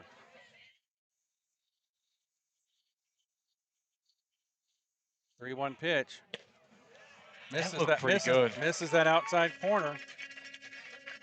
For ball 4. Shepler's aboard. Runners at the corners for the Warriors. Still 2 outs in the inning. Number 25, Jake. Jake Ross, the left fielder, stepping in. He popped out to the second baseman, his last at bat. Thought Ross gave a real quality at bat his first time up. Got jammed on a payoff pitch, and Josue Martinez has been a nice sliding play to put him away. Anderson set in his first delivery to Ross. Swung on and hit hard to right field. Wheeler going back to the wall.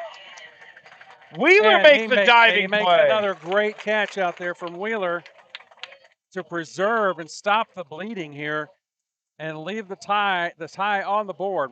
Warriors 1, Volunteers 1. We're going to take a break and go visit our sponsors. This is High School Baseball on ZAP, presented by John Wade Roofing. John Wade Roofing has been serving the Arlington area since 1982, but the Wade legacy runs much deeper in the city of Arlington. A pioneer family that has had roots going back decades, John Wade and Company saw relatives attend the Cooper Street Arlington High campus and has had members play in Colt athletics for decades, and they're looking forward to serving this community for decades to come. Find out more at johnwaderoofing.com. Looking for the most unique gift for your student or athlete? Local Legends Figures has you covered. The custom 6-inch figures are designed with you and your legend in mind. They even immortalize yours truly with a custom, never-before-used model to create a Zach the Voice figure for my 30th birthday. Huge thanks to our friends at Local Legends Figures. See pricing and place orders at locallegendsfigures.com.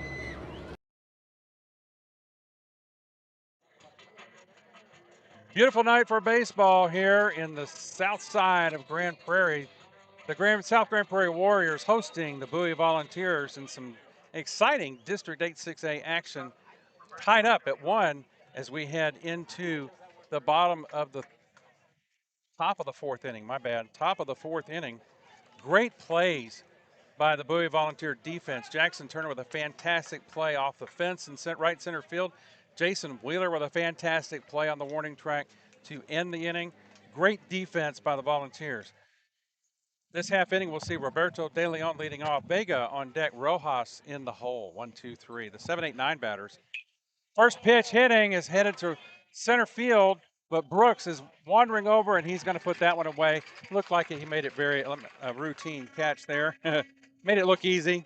He doesn't really run. He just glides, I feel like. He's kind of lopes over there and makes that fly to center field for the first out. Andrew Vega now on deck, getting into the transitioning to the batter's box. Grounded out to third his last time up. Jonathan Mendez on for his fourth inning of work here. First call is a strike. I think Mendez has settled in really nicely after a rocky first inning.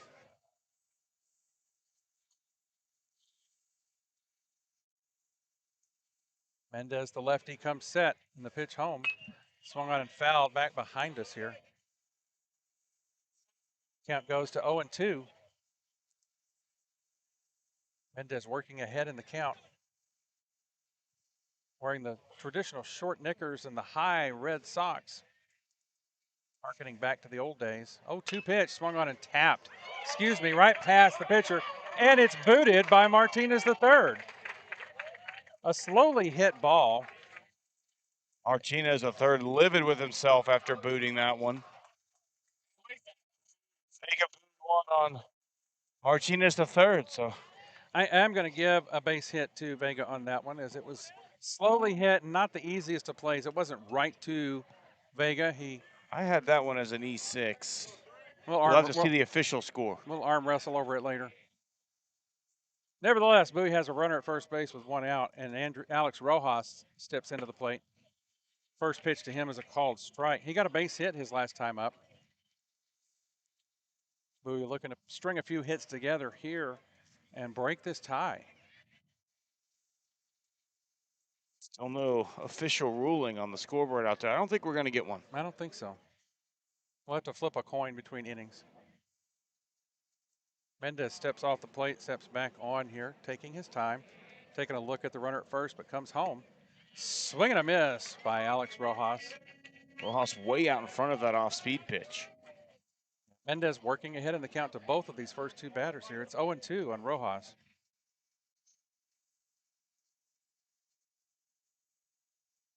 Mendez set. That pitch a little bit outside, ball one.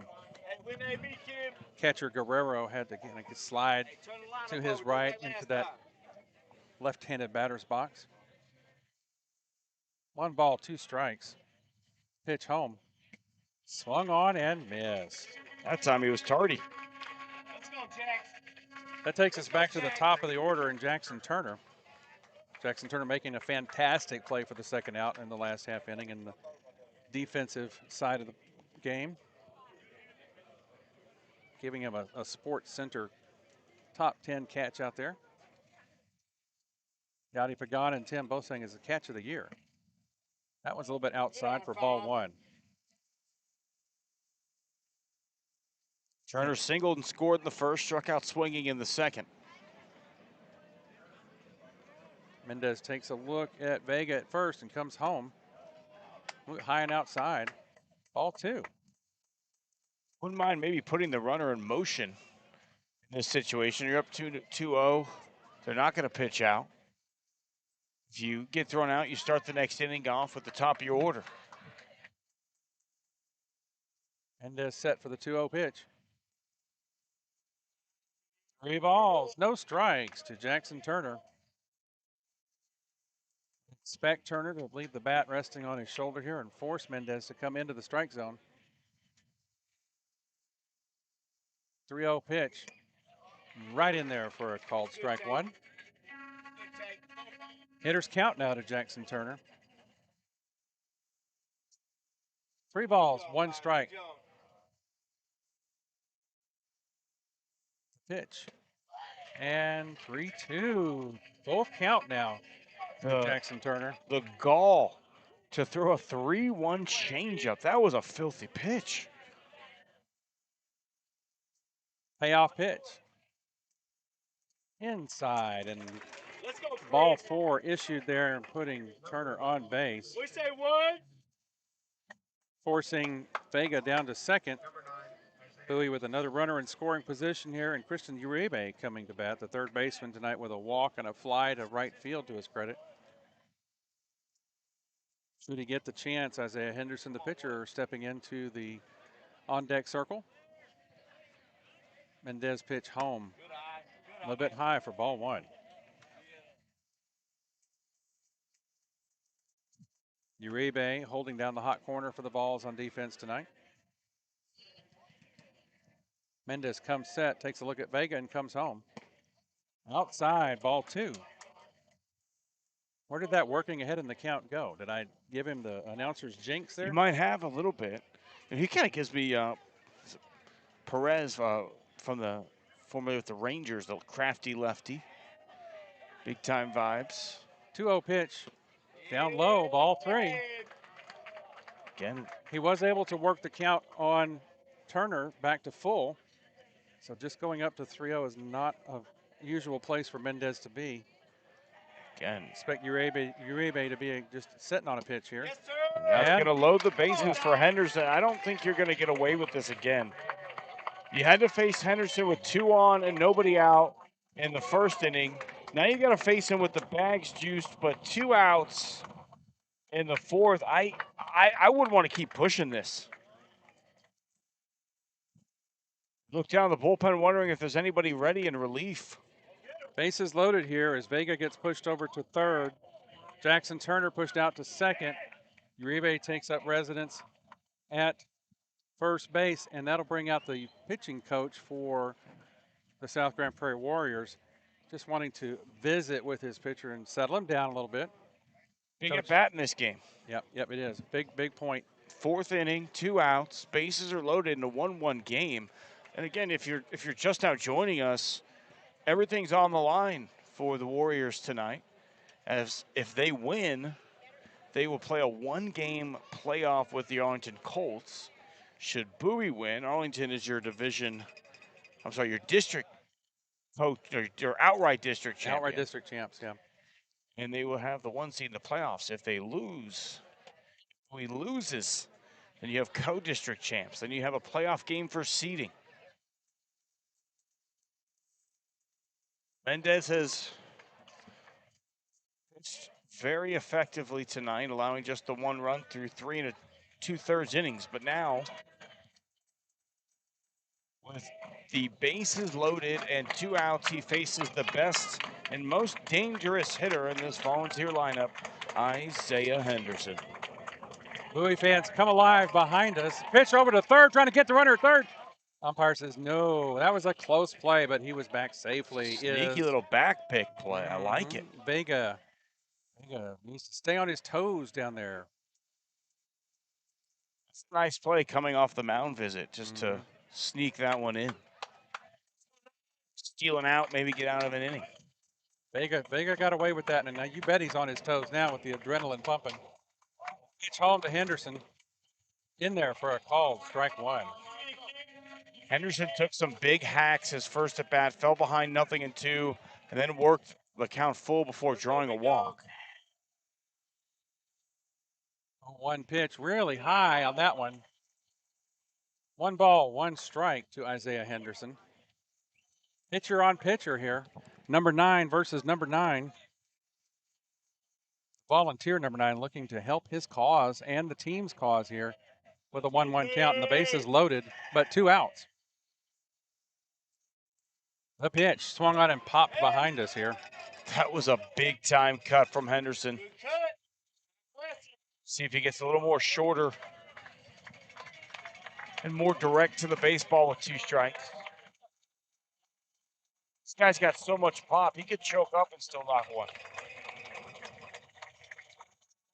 Bases full of Bowie Volunteers. The rumble from the Volunteer crowd. And time is called by Henderson at the plate. We'll reset. Get ready for the 1-2 pitch all over again. Mendez comes set. The pitch. Called strike 3, looking. Bases loaded. A fastball. Bases loaded, caught flat-footed for the 3rd out. Bowie leaves 3 runners on the base, 2 of them in scoring position. And we're at the middle part of the 4th inning.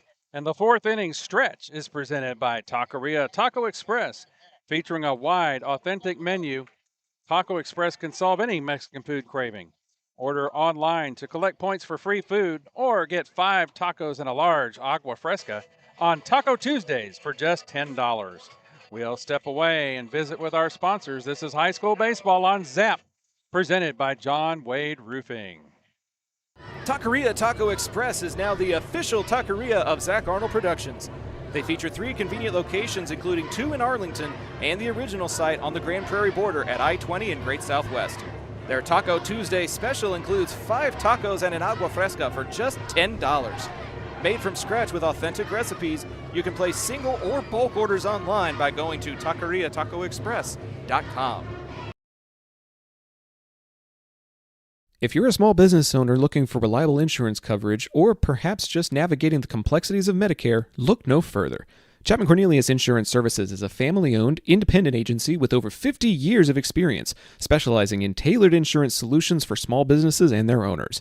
Whether you need property, liability, commercial auto, or even life and health insurance, their agents can help you feel secure in selecting the insurance you need. Call April Chapman or Jason Ott today at 817-265-3346. Back to the South Grand Prairie Warriors, half of the 4th inning. Orozco leading off. First pitch is a ball. Giovanni Orozco leading off. Julian Guerrero on deck. Brandon Mountcastle in the hole for Henderson. That pitch is in there for a called strike 1. 1 ball, 1 strike here to lead off the bottom of the 4th inning. Down low and skips away from De Leon. Mr. Orozco with the helping hand there out in front of the plate. 2 balls, 1 strike. A fly to center field, the only at bat for Orozco tonight. That's right on the knees for a called strike 2. 2 balls, 2 strikes to the leadoff batter here in the 4th inning for Henderson. No, a little high. That breaking ball never broke, did it? No, it came out of the hand a little bit wrong. Full count now to Giovanni Orozco. Payoff pitch coming from Henderson. And he walks him. Leadoff walks are killers in tight ball games. We'll hope this one doesn't come back to bite the Volunteers. The leadoff walk scored last inning, so it did hurt him in the bottom of the 3rd. That'll bring up Julian Guerrero, the right fielder for the Warriors. Orozco at first and nobody out. Guerrero flew out to left field his first at bat tonight. Henderson's first pitch as the batter turns to bunt. It goes down the first base line. Picked up by Henderson and gets it to first base in time for the out. But the small ball play works and moves Orozco down to second. It looked for a second like Henderson thought it might roll foul, but yeah, when he realized it was not going to, he picked it up quickly and got it over to first base just in time. It was a lot closer than maybe it initially looked like it should have been. Looks like we might have a pinch hitter coming up. Number 12. Yeah, Mountcastle's day is done. Juan Ramirez coming in to bat for Mountcastle. We'll see if he goes out to right field for Mountcastle. TBD at this point on the position. Number 12 steps into the batter's box with a runner at second now in scoring position. Anderson takes a look at Orozco out there, and this ball's hit to second base, fielded there on to Ortega for the out. Josue Martinez fields that one well, but the runner from second base makes it to third on the play, but there are 2 outs now. Go ahead, run 90 feet away as you head back to the top of the order for Carranza. 0 for 1 with a walk. Cut down trying to score on a ground ball in the first inning. Exciting play in that first inning to get the game started tonight. 2 outs here for Henderson. The leading run just 90 feet away. First pitch. Called strike 1 on Carranza. Good breaking ball out of the right hand of Isaiah Henderson. 0-1 pitch. De Leon tries to frame it, but the umpire's not buying it. A little bit low and outside for ball 1. Time called by Coach Yelda down at third base. We're going to bring in a pinch runner in number 30 for the South Grand Prairie Warriors. Interesting.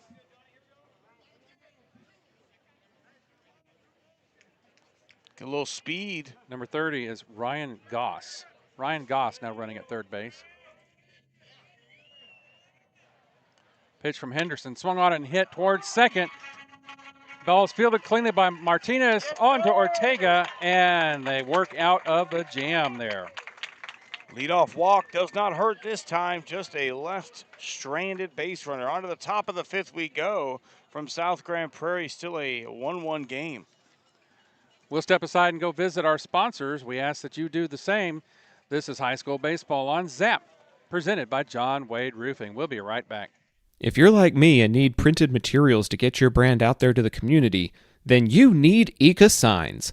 Conveniently located in central Arlington, Eka features a wide selection of shirts, hats, banners, yard signs, acrylics, magnets for your car, magnets for your fridge, tumblers, A-frames, and more. Call Eka at 817-617-2229 for more information and tell them Zap sent you. Why, hello there, ladies and gentlemen. If you want to hear Zach talk about things beyond the realm of sport, catch him with me, Ben Hart, on the Intergalactic Peace Coalition podcast. For nearly a decade, we've been geeking out on IPC about our favorite nerdy things. We have a back catalog of over 350 episodes diving into sci-fi and fantasy stories like no one else. Find the Intergalactic Peace Coalition at ipcpodcast.podbean.com or download via your favorite podcast app.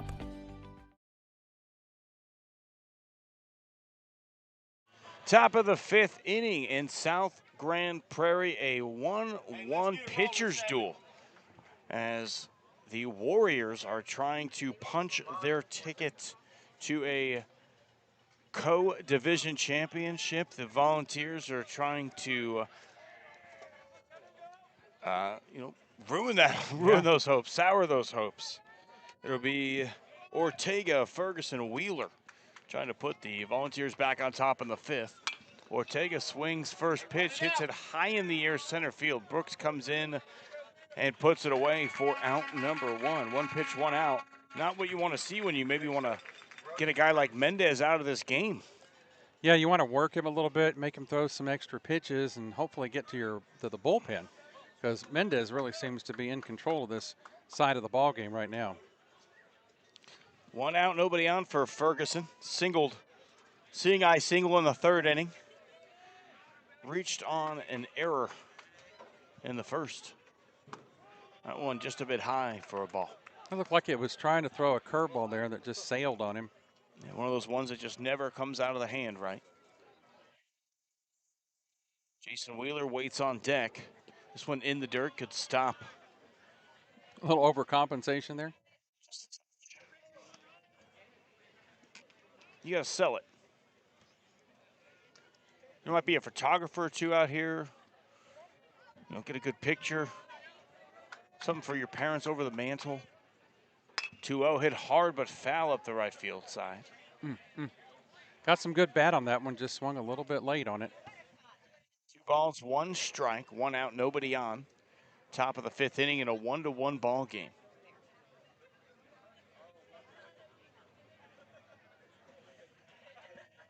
Here's the 2-1, hit hard over the head of the third baseman and fair down the left field line. That's landing for extra bases. Cruising into second base with a stand-up double is Ferguson, and the Volunteers have a 1-out base runner. First extra base hit of the ball game for either team. Good bat on. We mentioned the swing before that. He got good bat on the ball, was just a little bit behind it. He timed that one just right and shot it down the left field line, just barely on the fair line down the line. Now Jason Wheeler shows bunt and takes a called strike. That one may be a little inside, but Wheeler. Interesting strategy here by Coach Alex Johnson to play love small ball and bunt the man over to third. With nobody out, I would understand the strategy, but with 1 out, You essentially put a runner on third with 2 outs. This one popped up, fouling out of play. I'd almost rather have 2 batters have a chance to drive them in. Right. Yeah, when you got the duck on the pond out there at second base, and another mark by Pops here for a runner in scoring position for the Volunteers. So far, they've left 5 runners in scoring position so far. Only one of them has scored. 8 runners left on base in general so far for the Vols.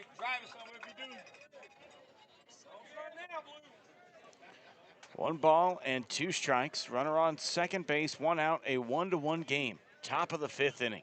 Mendez rocks, fires, and misses low and in the dirt for ball 2. If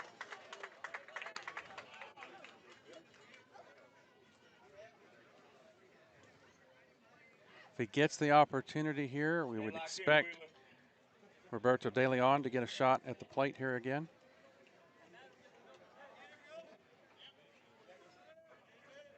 Here's the 2-2. Hit into the air up the right side, but twisting foul out of play, and that's headed towards the parking lot. De Leon will bring a few fresh baseballs to our umpire. Actually, those might be some of the returned foul balls he's bringing back. We've said all along that Zach Arnold Productions needs to get a sponsorship with Hubba Bubba Bubblegum. I've offered to go to Sam's and buy a tub as long as I personally am the foul ball return sponsor. Here's a 2-2. This one hit into the air, left side, foul but playable. Squeezing it and putting it away for out number 2 is the third baseman, Ruben Carranza. Yep, Carranza just floated over there and had just enough room to put the squeeze on that one for the second out here. Now De Leon will look for a 2-out RBI to put the Volunteers back on top after the 1-out double from Ferguson. De Leon 0 for 2 today, struck out swinging to start the second and flew to center field to start the 4th. Takes a look at ball 1 just a bit high. De Leon's first opportunity to hit with a runner on base today. Again, Bowie has been struggling with situational hitting all season. 1-0, misses inside. Spinning out of the way is De Leon.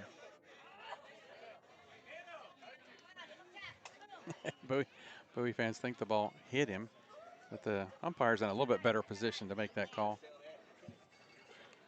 2 balls and no strikes, 2 outs in a 1-1 game, top of the 5th inning.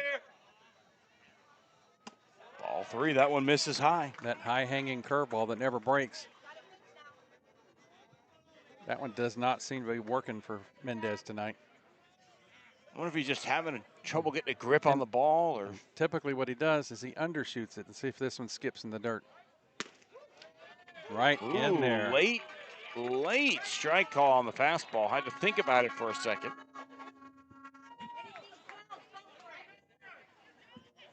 Hitter's count here for Wheeler, for De Leon, sorry. 3-1 pitch is in there for a called strike. That runs it full. Mendez battling back after falling behind 3 balls and no strikes. The count now full with 2 outs.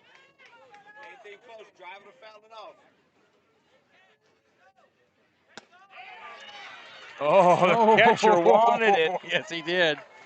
Yes, he did. The catcher, Guerrero, was ready to trot back to the dugout, and the umpire was like, no.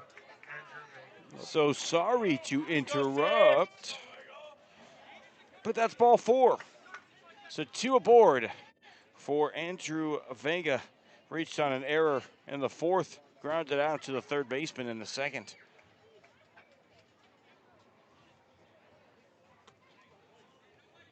Another big opportunity for this Volunteer offense. They've had quite a few in this game so far and have yet to truly capitalize.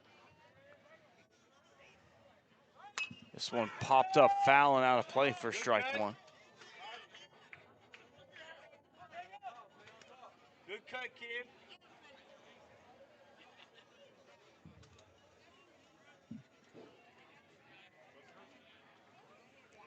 Vega made a nice play defensively to keep the Warriors off the board in the 1st.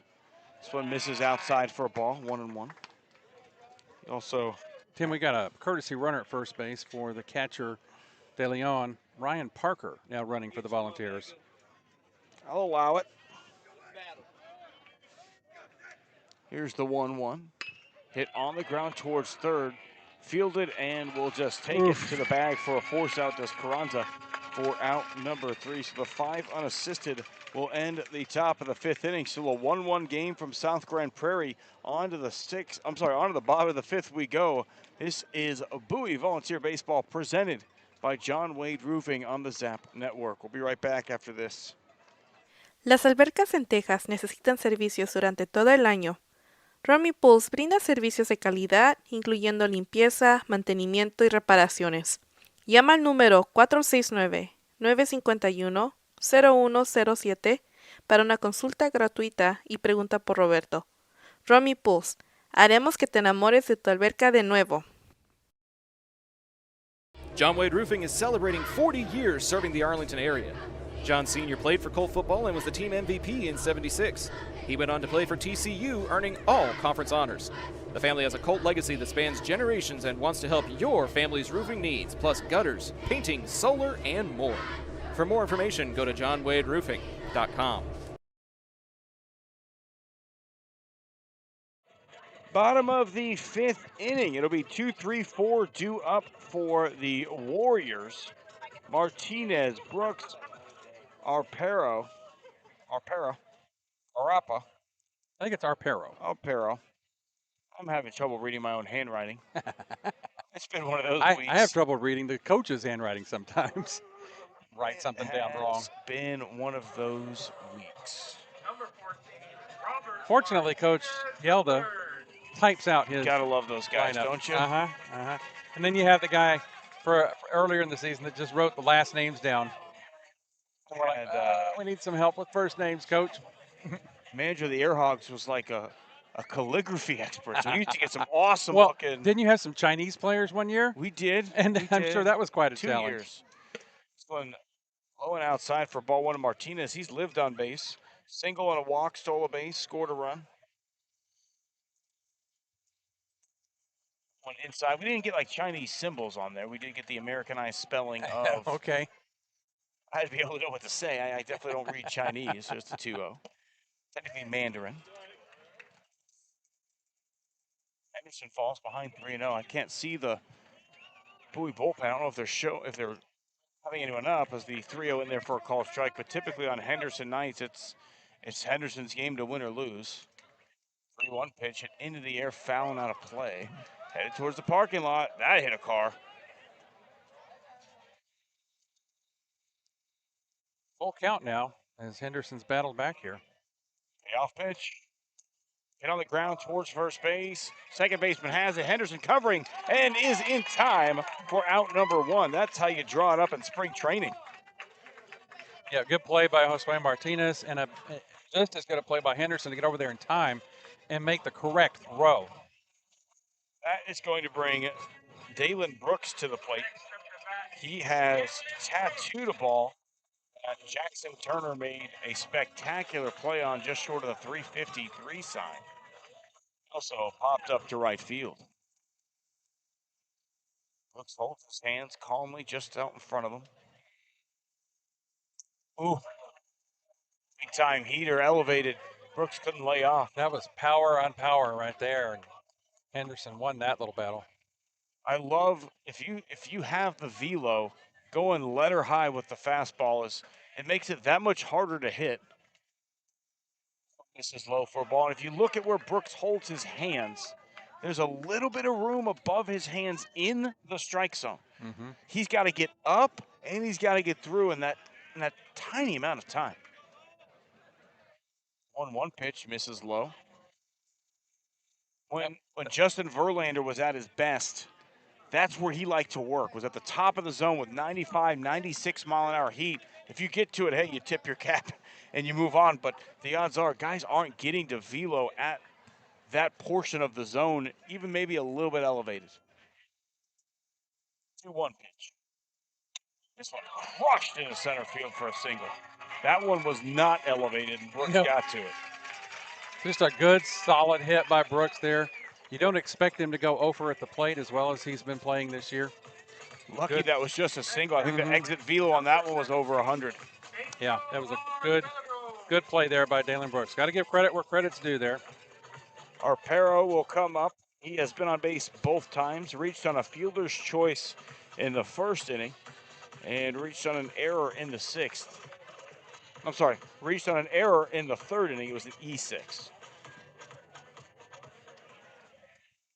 Arpero, the brace on that front left foot. Brooks the runner at first. Swing and a miss. Wonderful breaking ball from Henderson.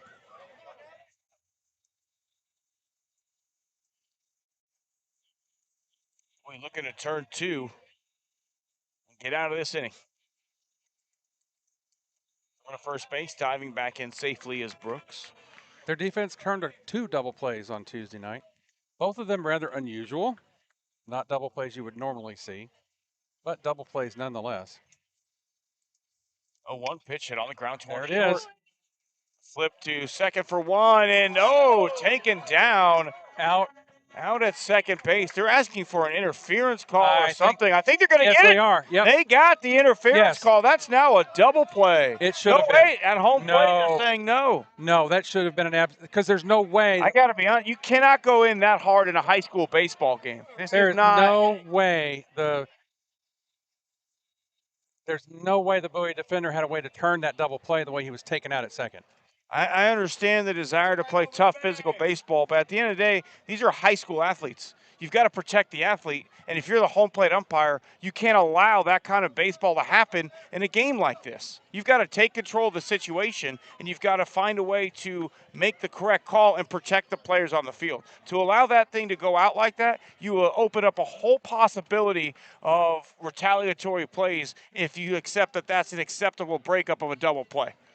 But also just play by the rule book. I mean, the player was taken out of the situation. He had no opportunity to turn the double play because he was interfered with by the runner coming down. And they're going to say the plate umpire talked him out of it. That's just that's not a good call. We're going to try and get an explanation in between innings. We got to be careful what we say about officials, but Coach Johnson is not happy. He is still discussing the play with the field umpire. I'd love to just have an explanation of why that is not interference, because at the end of the day, it was malicious. He went in harder than it should have been. I think he's lucky he wasn't tossed from the ball game. As it stands on the umpire ruling, which Coach Johnson is not going to win that discussion, Arpero is at first base on the fielder's choice. Dalen Brooks out at second, 2 outs in the inning. Brooks went in very hard. Well, and he interfered. That's a rule of baseball. It's not even an opinion. It's a rule. When you take out the player that has no chance then to make the play, there's a lot of things that are just concerning about that call. Well, I'm going to try and get an explanation in between innings for the broadcast. See if umpires are even willing. Here's the 1-0.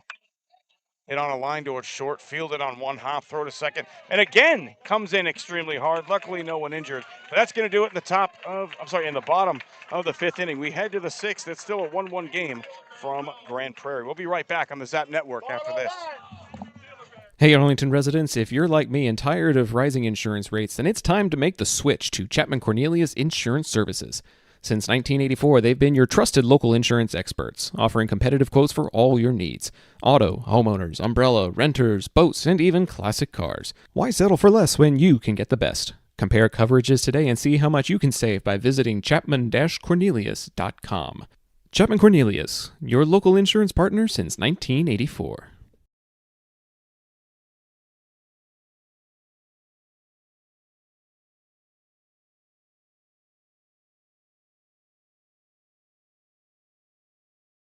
Taquería Taco Express es la taquería oficial de Zach Arnold Productions. Extraordinaria y auténtica comida mexicana, aquí encontrarás el mejor menú para el paladar más exigente. Puedes visitarlos en una de sus 3 sucursales ubicadas en Arlington y en Grand Prairie. No te pierdas de su grandioso especial todos los martes, Taco Tuesday, de 5 tacos y un agua fresca por solo $10. Para encontrarnos o hacer un pedido, visítalos a su página web taqueriatacoexpress.com.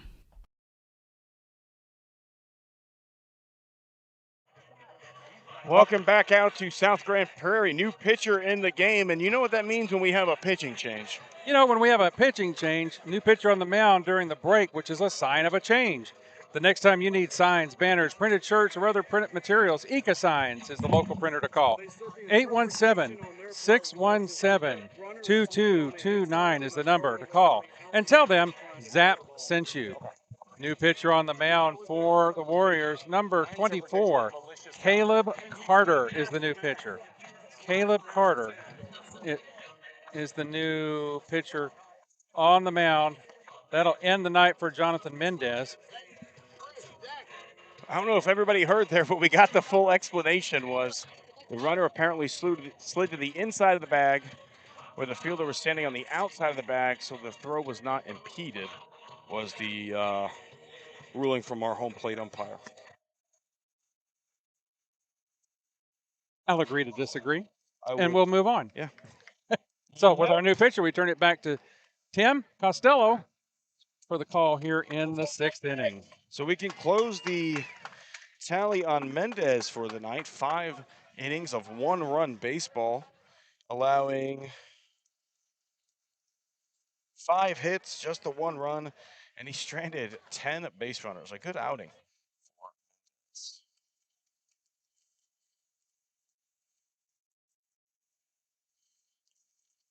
Nobody on top of the 6th inning. First pitch is in there for a called strike to Rojas, looking to get things started before the lineup turns back over to Turner.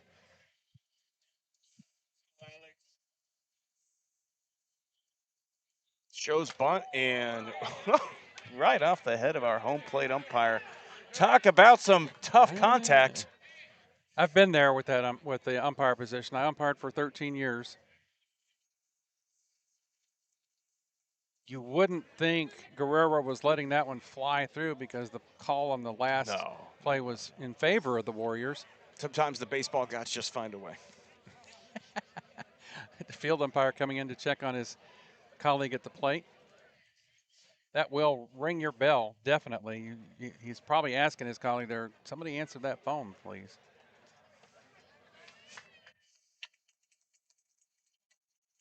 Alex will step back in. Turner on deck, Uribe in the hole. 2 balls and 2 strikes. Rojas a single and a strikeout in this game. This one high for a ball. And Mendez worked out of trouble. Bowie has put runners on nearly every inning. Actually, every inning they've had runners on base. 1-2 swing and a miss. Second strikeout of the game for Rojas. That was the fastball, just a touch elevated. Looked big and fat up in his eyes and swung under it. First out. These two teams went 9 innings on Tuesday night, very evenly matched. They're knotted up at 1 here on Friday night in the top of the 6th inning. Back to the top of the order, Turner slaps this one foul and out of play. That's headed towards the parking lot. Made it to the road. 0-1 the count to the leadoff man for this Volunteers ball club. He's made a couple very nice catches tonight. Also singled, walked, scored a run, stole a base. All around very productive. It chases a pitch low in the dirt and very quickly falls behind 0-2. That one was a low in the zone, and Turner trying to golf that one. Just a quick NFL draft update. We're through 2 rounds. Deion Sanders still remains undrafted in the 2nd round. I kind of like that because you said Deion. You said it on purpose. I'm sorry. I meant I think you said Shadur. I did. Yeah, Shadur Sanders. Pardon me. I think it's all You're about right. Deion though. A little Freudian slip. This one hit foul and out of play. This one should get out of play at least. No, coming in and making the catch is the first baseman, Scheffler. That one had a little more spin on it than I initially thought, and it kept it in play. And here we are, 6 picks into the 3rd round, and Shadur Sanders Still watching TV on that Canton Ranch property. No, he's in that special room he had No, he was in made Canton. for. Was he at Canton? He had a special room made up just for him with all kinds of fancy legend wallpaper and. Went in there for a called strike to Uribe. 2 outs, nobody on base, trying to get a little rally started. Otherwise, it'll be the meat of the order in the 7th inning. 0-1 chopped foul. And so his fancy little room was built in Canton because he's expecting to be there. Is he wearing a Hall of Fame jacket? Texas. Canton, Texas. Canton, Texas. Just about an hour south of here. I know where Canton, Texas is. I was thinking Canton, Ohio. Oh, that's where the Sanders compound is. They've got a ranch out there. The 0-2. This one hit on the ground towards short. Martinez, the third, has it. Throws to first in time. Out number 3. So a 1-2-3 inning of relief for the Warriors sends us to the bottom of the 6th inning. Still a 1-1 ball game in South Grand Prairie. We'll be right back on the Zap Network after this. Local Legends Figures immortalizes your athlete's achievements for a lifetime. Featuring 6-inch figures with poses in football, baseball, band, hockey, even lacrosse. Local Legends makes every effort to show their likeness down to every possible uniform detail. To order your custom figure, call 817-681-0319 or email orders at locallegendsfigures.com.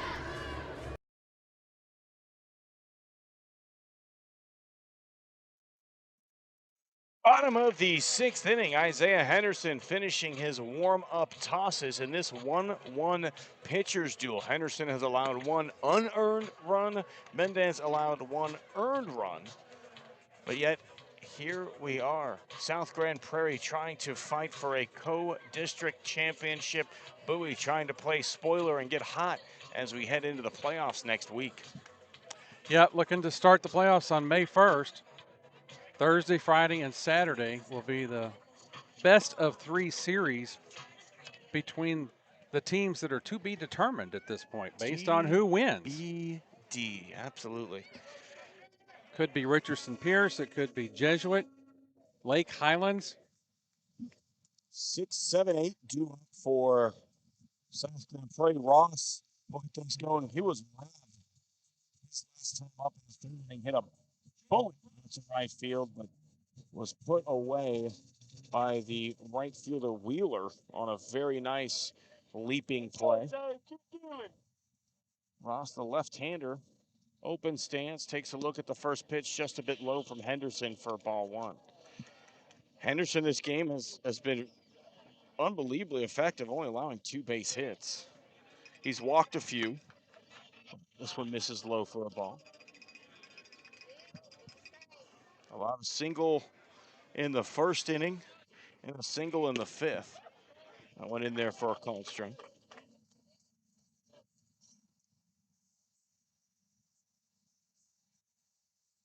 Working out of the windup, he will bring a 2-1 offering. No time is called first from Jake Ross. Anderson kicks in, brings the 2-1. This one hit on the ground to short, fielded by Vega. He will throw low and scooped in time. Number 7, Roman Ortega, who was able to secure that one for out number 1. That time the bounce a little more true on the throw from Vega. One of those earlier in the game bounced past Ortega and got some extra bases for the Warriors. 6-3 put out is that first inning. First out of the inning. And that will bring Giovanni Orozco. Walked, reached 3rd base in his last at bat. This one lined into right center field. That's down for a base hit. Good job by Turner to get over quickly and keep Orozco at first base. That looked like it was headed for the gap off the bat, but again, a great job by Turner to cut it off. 1 out single. Well, the 3rd hit of the game for this Warriors ball club. That will bring up Julian Guerrero, the catcher.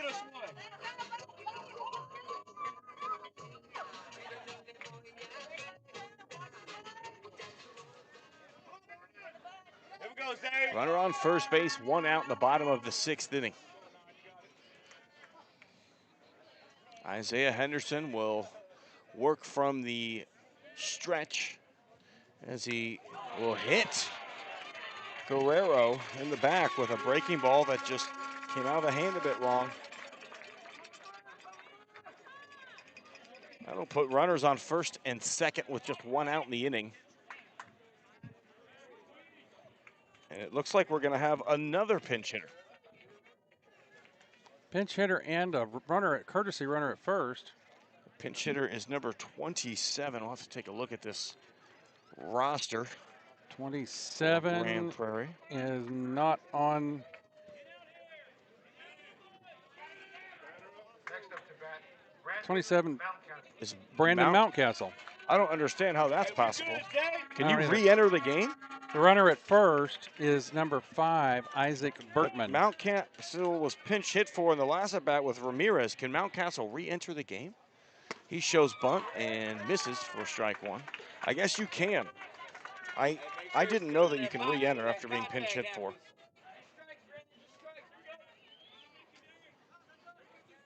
Bertman had some running problems the other night. Henderson will step off and look the runner back to second.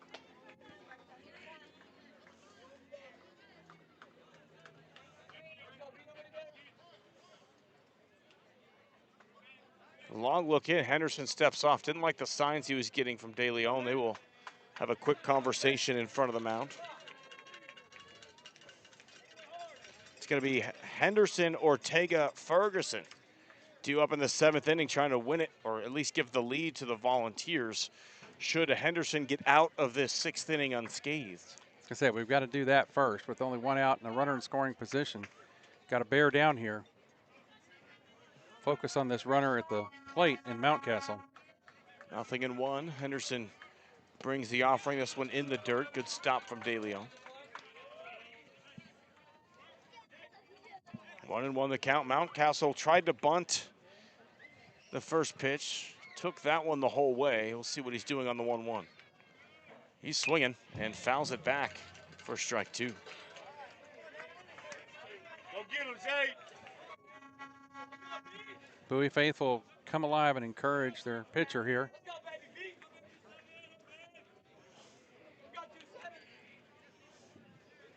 One ball and 2 strikes. Here's the offering. Hit on the ground towards short. This could be 2. Step on second for 1. The throw to first is in time. 6-3 unassisted twin killing will get Henderson into the 7th inning of just 1-run baseball. What a ball game we've got in South Grand Prairie tonight. We head to the 7th, still not in at 1 on the Zap Network. This baseball game is brought to you by John Wade Roofing. We'll be right back after this. A-frames that bring their A game. The next time you need to get your brand out to the community, go with the printers who are in your community, ICA Signs. With everything from wall signs to banners, printed tees to hats, ICA can even do same-day rush orders on select products. Visit ICAsigns.com/shop to see their full list. That's IKAsigns.com/shop. ICA Signs, a partner of Zach Arnold Productions. John Wade Roofing has been serving the Arlington area since 1982, but the Wade legacy runs much deeper in the city of Arlington. A pioneer family that has had roots going back decades, John Wade and Company saw relatives attend the Cooper Street Arlington High campus and has had members play in Colt athletics for decades, and they're looking forward to serving this community for decades to come. Find out more at johnwaderoofing.com.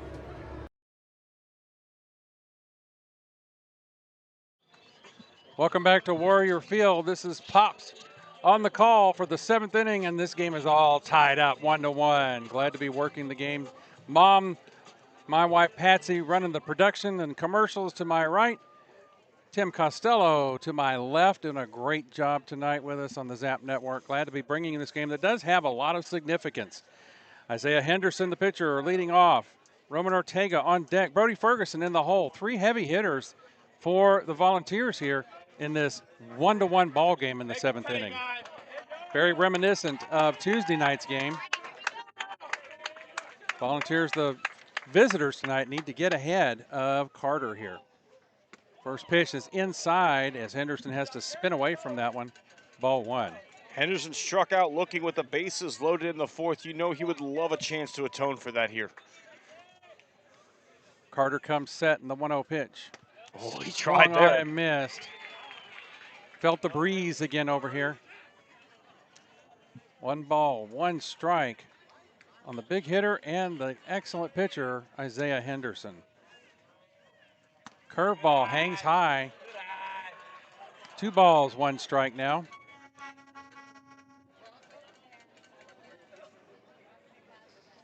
Carter comes set. 2-1 pitch. High for ball 3. Isaiah Henderson with the hitter's count here, Tim. And I've talked about leadoff walks before. Obviously, you don't want to give up a meatball in this situation, but the idea of putting Henderson on to start this inning in a tie game is not a good idea. 3-1 delivery. Down in the dirt, there it is, the free pass to Henderson to lead it off. Let's go 7. You'd much rather see Henderson get his bat on the ball. A But base runner's a base runner, but right? we'll take a leadoff runner and bring up Roman Ortega here. Ortega does have a base hit to his credit in the 3rd inning. Ortega at the bat, Ferguson warming up on deck. Jason Wheeler should get the chance in the hole. Henderson at first. Just keep the train moving. Good at bat after good at bat. Shows bunt, takes the call strike. Called strike, squared to bunt on that one. Again, Coach Johnson looking to place a small ball and get a runner out in scoring position with some big bats behind him. The way Henderson's pitching, you don't need to play for a big inning here. Just get a run. You need a run. You need to break that tie and take a lead going into that bottom of the inning. Some kind of debris out in right field, and Mountcastle takes care of it.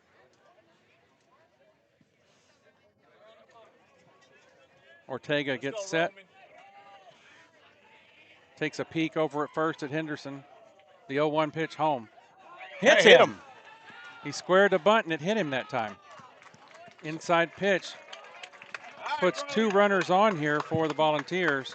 And big bat Brody Ferguson coming up to the plate.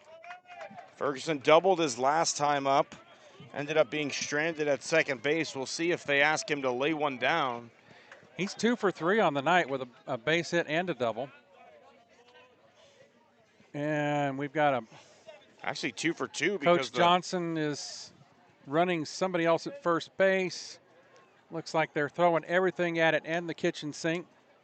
Yeah, that is Kitchens, but I think actually Ferguson 2 for 2 because it would have been a sac fly that was dropped, so you can't hold that against him. So 2 for 2 with the sac fly, fielder's choice, whatever we had. Yeah. That was a final exam if you want to be an official scorer. Is they give you that play out there that happened in right field in the first inning, and you have to score that one correctly if you want to be an official scorer. Coach Yelda out at the mound having a conference with his entire infield. I don't think he's looking to pull Carter at this point, but the home plate umpire is going out to break up the little midfield conference. Some action in the bullpen for South Grand Prairie. A lefty looks to be warming down there. I can't quite see the number. The way that this jersey is, I don't know if I'm going to get it from this angle. Conference on the mound breaks up. Everybody heads back to their respective positions. Brody Ferguson steps back into the plate. Carter remains on the mound. Jason Wheeler taking some cuts on deck right here in front of the Zap booth. Carter comes set now with 2 runners on and nobody out. The pitch home to Ferguson. Swung on and hit to third. Player at third drops the ball, boots it. It's a front race to third. And he's out at third on the force. So Isaiah Henderson out at third on the fielder's choice. That'll run Ortega down to second, and Ferguson will be on at first on the fielder's choice. So 1 out now, still 2 runners on at first and second. We don't have to change the score bug. It's actually Kitchens running over at Kitchens second is base. running. Kitchens is running at second. We say 1-5. I have it on my score sheet. Wheeler now at the plate. First pitch to Wheeler is a called strike one right at the knees. And unfortunately, just the way this South Grand Prairie bullpen is set up, because it's a lefty, I can't get that number for you. Yeah. I tried. I had the It's a little, monocle out. It's a little far out there. Is it a monocular or a monocle? Monocular. Monocular, okay. Colonel Klink used to wear a monocle. There you go. That was what the... Next pitch to Wheeler, swung on and missed. Fouled at the plate. No balls and 2 strikes on Wheeler. Got an 0 for going at the plate tonight. Time for him to break out. Made some great plays. Made some great plays in the field. Let's make one at the plate now. Kitchen's getting a good lead off at second. Carter takes a look at him and comes home. High for ball 1. Guerrero had to stretch to keep that one in his glove and keep Kitchens at second. God, how big is that play at third base? Yeah. Even though it was bobbled. It was booted at first, yeah. But he recovered. And the heads up to go to third instead of trying to go across the diamond to first. Carter home and swung on and missed. He gets the strikeout of Wheeler. Such a critical situation for Bowie here with another runner in scoring position, needing the lead here in the late innings of the game. Can they get that clutch hit? It's up to the catcher, De Leon, now. De Leon with a strikeout, a fly to center, and a walk to his credit tonight. Needs to get bat on ball here. Carter takes a look at Kitchens at second. Comes home to De Leon. High for a ball.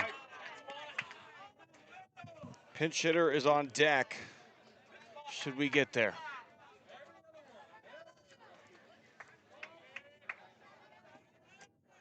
Peltier, the man on deck.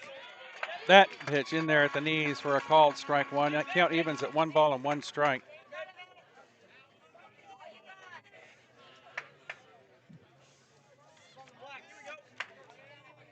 Warriors will have the top of the order due up.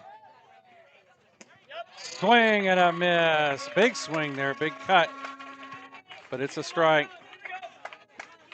Down to the last strike after getting the first 2 batters on with nobody out.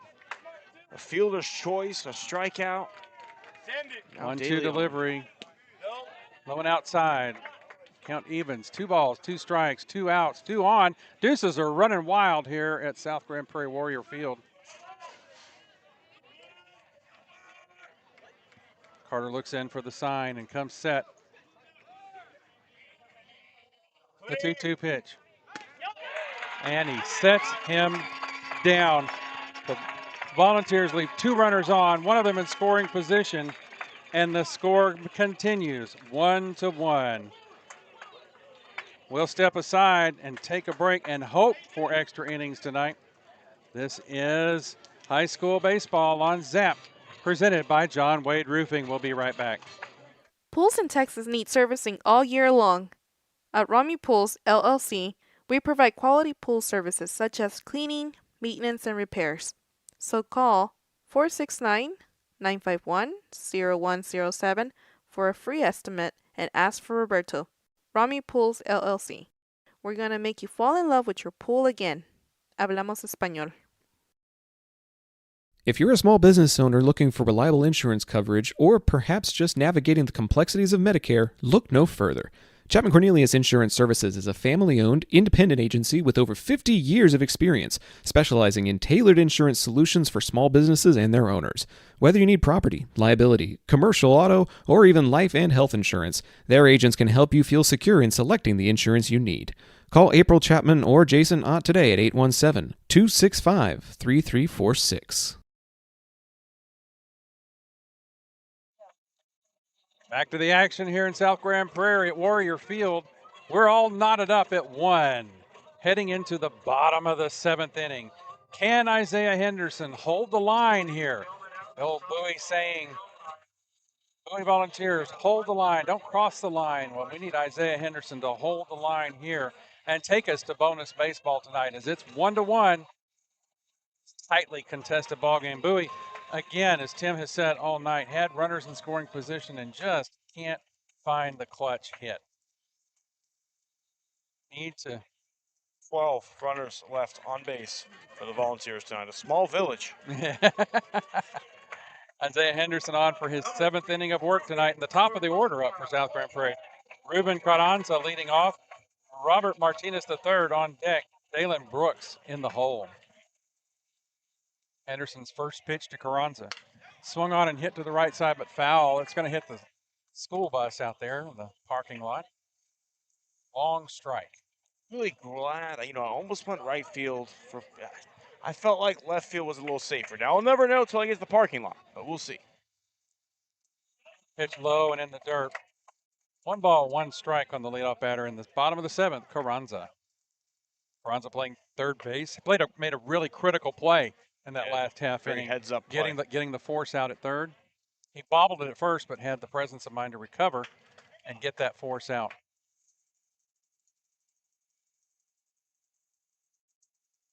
1-1 pitch coming from Henderson. Outside. 2 balls, 1 strike.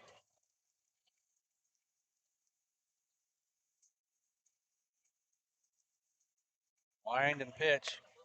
On that corner at the knees. Strike 2 called. 2 balls, 2 strikes on Ruben Carranza. Henderson's 2-2 pitch. Swung on and missed for a strikeout. Good time for a K from number 9. Looks like he put a little something extra on that one. Little Whataburger spicy sauce on that one. See, we're talking food now because it's that time of the game when we're both getting hungry. Yeah. 1 out here in the bottom of the 7th. That'll bring up Robert Martinez III, the shortstop for the Warriors. First pitch to him is a little bit outside for ball 1. He's got a single and a walk. A pop out to the second baseman. Scored the only run of the game for the Warriors. That one's fouled out behind us. Count evens at 1 ball and 1 strike. Kind of guy in a game like this, you do not want to get on base. He's a pest. He'll swipe a bag. He'll put pressure on the defense. Like that. It's a pest. 1-1 pitch coming from Henderson. Up at the brim of his hat. He's the kind of guy who gets in a pitcher's head. That's when I say pest. That's what I mean. He just doesn't let you forget that he's on base. 2-1 pitch. Swung on and missed at the plate. 1 more, 9. 2 balls, 2 strikes to Martinez III. Got 8, 9, and 1 due up for Bowie should they push this to extras. That one's popped to the right side. It's going to go foul. Everybody turns and watches to see which car it hits out there. Count remains 2 balls, 2 strikes. Henderson's wind. Oh, strike 3. Caught him looking. Can I get you anything? No, thanks. Just looking.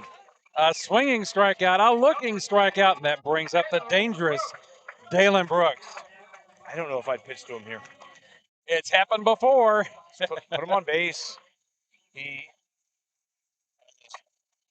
don't know. I feel like maybe he's got the timing on Henderson. He laced that ball in his center his last time up. Tattooed one into right field, but was robbed. Right center, but was robbed. I'm watching the dugout, and Coach Johnson says, go for it. First pitch to Brooks. A little bit outside for ball 1. Good speed on that one. That one got there in a hurry.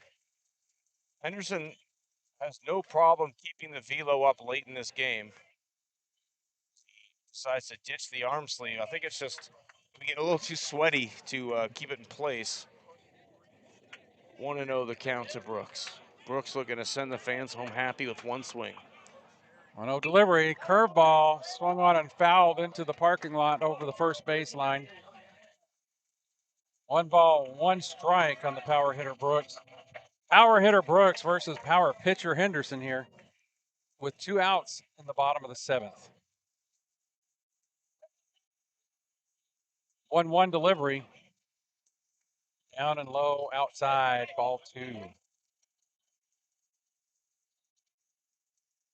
Bowie fans voicing their encouragement. The 2-1 pitch coming. Off-speed pitch, foul behind us into the netting behind home plate. This guy's just a junior. 2 balls, 2 strikes, 2 outs on Dalen Brooks. It's the Brooks-Henderson battle here. Who will come out on top? Henderson set the wind. Chopper back to Henderson. Quick throw to first, and he gets him. And hello, bonus baseball. We'll be right back with Tim Costello bringing you the top of the 8th inning here from South Grand Prairie. We'll step aside. This is high school baseball on ZAP, presented by John Wade Roofing. If you're like me and need printed materials to get your brand out there to the community, then you need Eka Signs. Conveniently located in central Arlington, Eka features a wide selection of shirts, hats, banners, yard signs, acrylics, magnets for your car, magnets for your fridge, tumblers, A-frames, and more. Call Eka at 817-617-2229 for more information and tell them Zap sent you. Zach Arnold Productions is proud to service the greater Arlington and DFW area. With experience in broadcasting, podcasting, web series, public address, marketing, and public relations, Zap can help you tackle any modern communications task. Whether you need an announcer for your sporting event or just need help proofing a press release, be sure to call 817-319-2402 to see how you can find energetic media solutions for your task with Zach Arnold Productions. Welcome back to bonus baseball here from South Grand Prairie High School, and extra innings are presented by Chapman Cornelius Insurance Services. If life is throwing you a few extra hassles you weren't prepared for, Chapman Cornelius can help you find the right coverage you need. Be sure to ask for April Chapman or Jason Ott when you call 817-265-3346. Extra innings with Tim Costello. Top of the 8th inning, it is Peltier pinch hitting for Vega to get things started. He takes the first pitch just a bit high for ball 1. We'll have to see how many pitches Isaiah Henderson has left to work with. But first, you got to score, as this one chopped foul for a strike, 1-1 the count. 8-9-1 hitters on tap for Bowie. Peltier's first at bat of the night. Rojas 1 for 3. Turner is 1 for 3 as well. Yadi Pagan whispered in our ear between innings, this is the 3rd straight extra inning game for Bowie. The first of those was against Lamar, that they scored 4 in the top of the 8th inning and ended up winning against Lamar to win the playoff advance. 1-2 misses high for a ball. They were able to work the first 2 base runners on to start last inning and then couldn't push a run across. Would love to get an opening or starting base runner in the 8th. 2-2 pitch.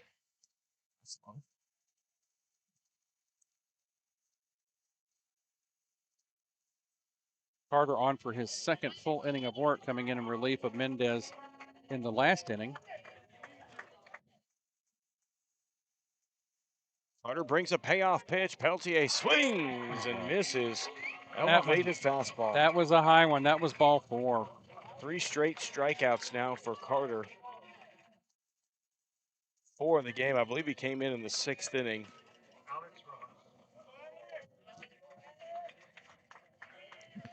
That is now going to bring up Alex Rojas. Singled in the 2nd, struck out swinging in the 4th and the 6th. This one fisted foul and out of play for strike 1.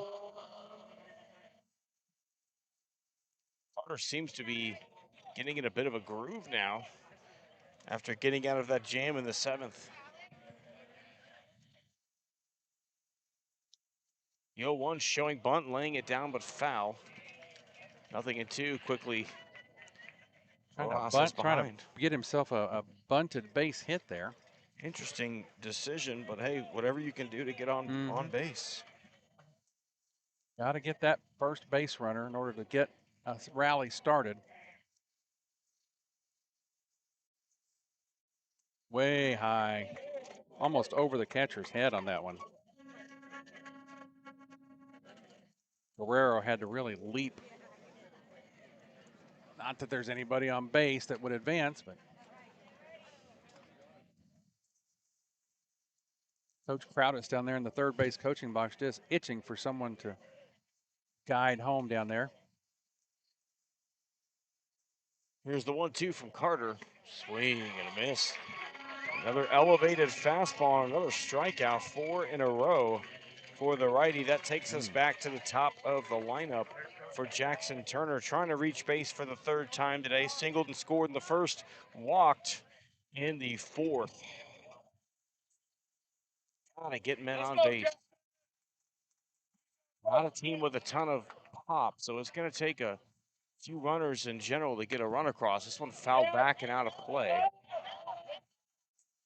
Just above our 10. How strong is this 10? I don't know, but that one almost hit the zap tent here on the first base sideline. Just outside the fence here. There were people all around us diving to get into the tent. VIP roping we've got going on here. Thinking 1 the count. Takes a look at a strike on the outside corner, quickly falls behind 0-2. Don't want to strike out the side here.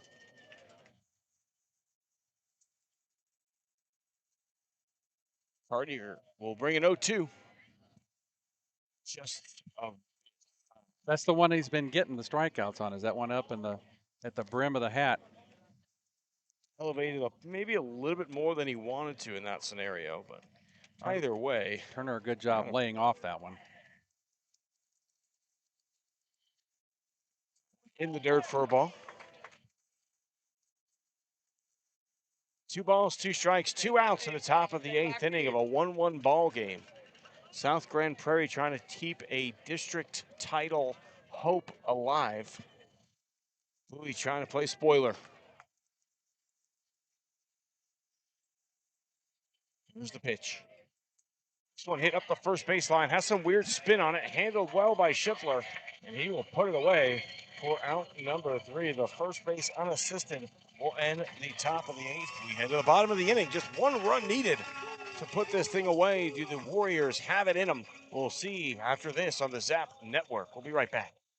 John Wade Roofing is celebrating 40 years serving the Arlington area. John Sr. played for Colt football and was the team MVP in '76. He went on to play for TCU, earning all conference honors. The family has a Colt legacy that spans generations and wants to help your family's roofing needs, plus gutters, painting, solar, and more. For more information, go to johnwaderoofing.com. PDA Advocacy Group supports CCMR, College, Career, Military Readiness, a set of educational standards designed to help students be better prepared for post-high school life. If college-bound, take entrance tests, dual credit courses, earn a 2-year degree prior to graduation. If you're going to a career, take classes that will result in industry certification, mechanic, computers, welding, etc. The options are vast. Military? Enlist in the armed forces as a career. CCMR, driving towards success in life.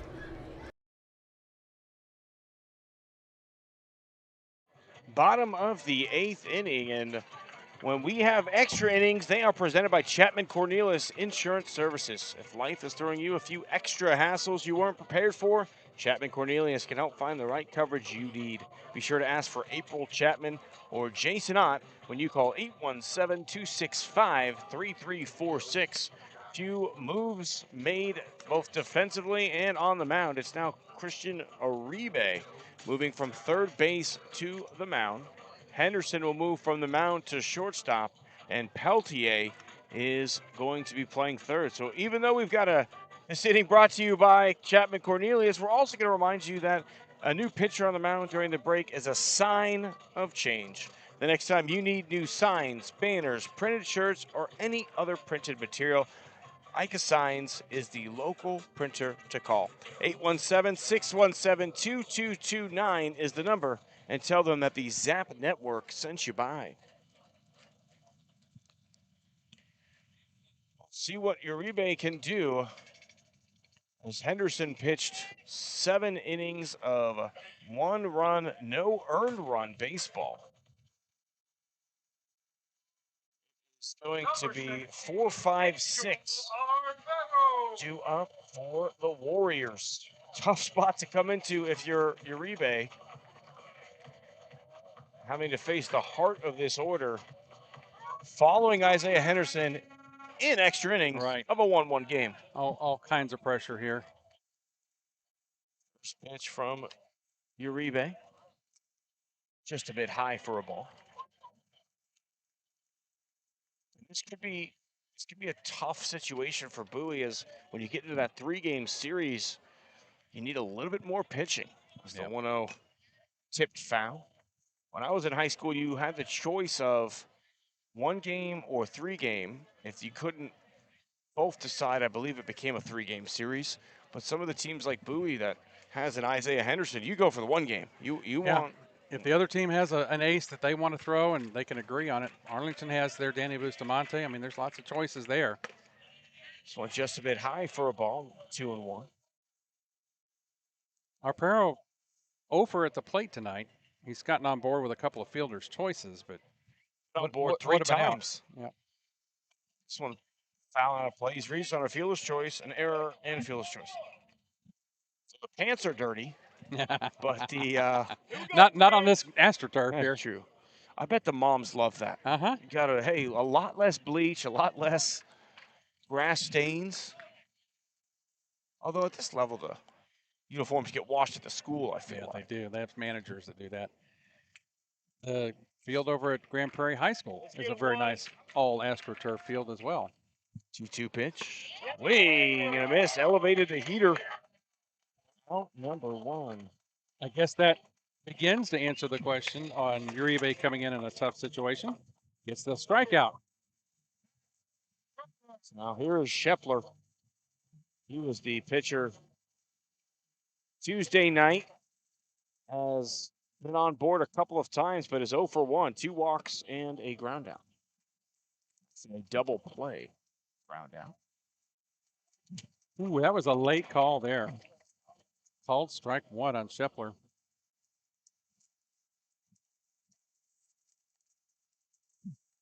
Part of the order due up for Bowie if they can push this thing to the 9th. This one pops up foul. Will it be playable? Does not look like it. Headed for the parking lot. Sounds like it hit a passing car out there at the stoplight. I think that might have hit the concession stand, actually. Backspin brought it towards us. 0-2 to the first baseman, Scheffler. Here's the offering. That's low and away for a ball.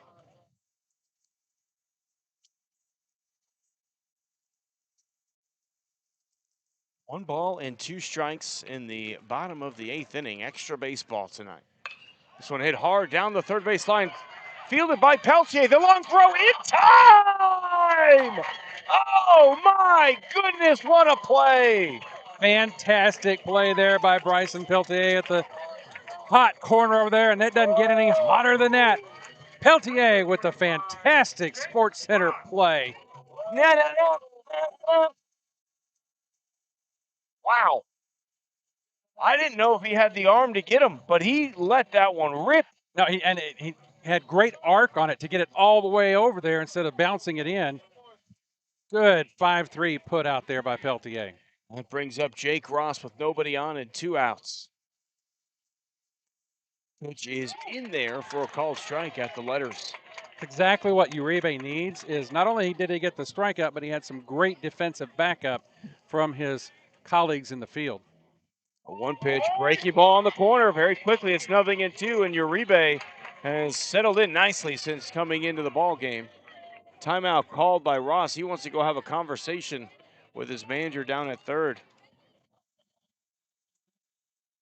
Interesting. Yeah, I'm not sure what the discussion is here, but he called the time to go talk to Coach Yelda.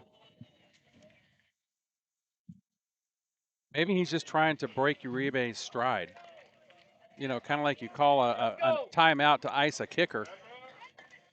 Peltier makes a great throw from third, and Uribe keeps rolling, and they want to freeze him. Don't disagree. a weird. It was a full conversation. It wasn't a quick, hey, I had a question. That was a full. I don't know. I wonder if Jake saw something. But either way, Uribe ahead 0-2, 2 outs of the inning, bottom of the 8th. One hit up the middle, off the glove. It's going to be a tough play. Josue throws it away.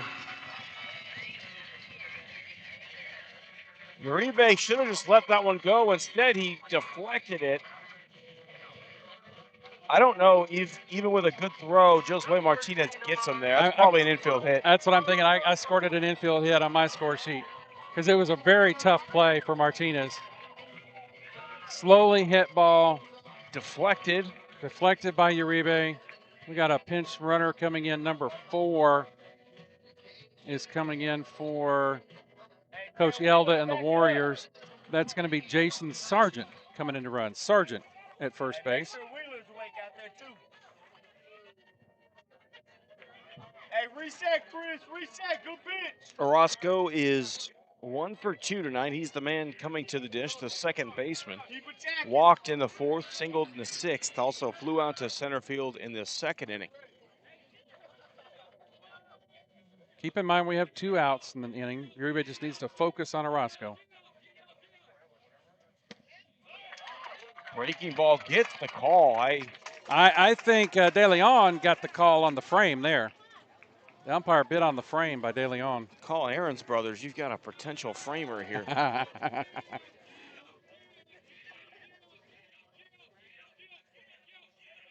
Uribe throw to first base, diving back in safely as the pinch runner.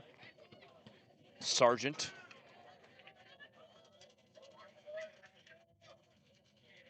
Uribe will again look at first. Sargent extends his lead. Very greedy at first base. Not running, but this one is a base hit into left field.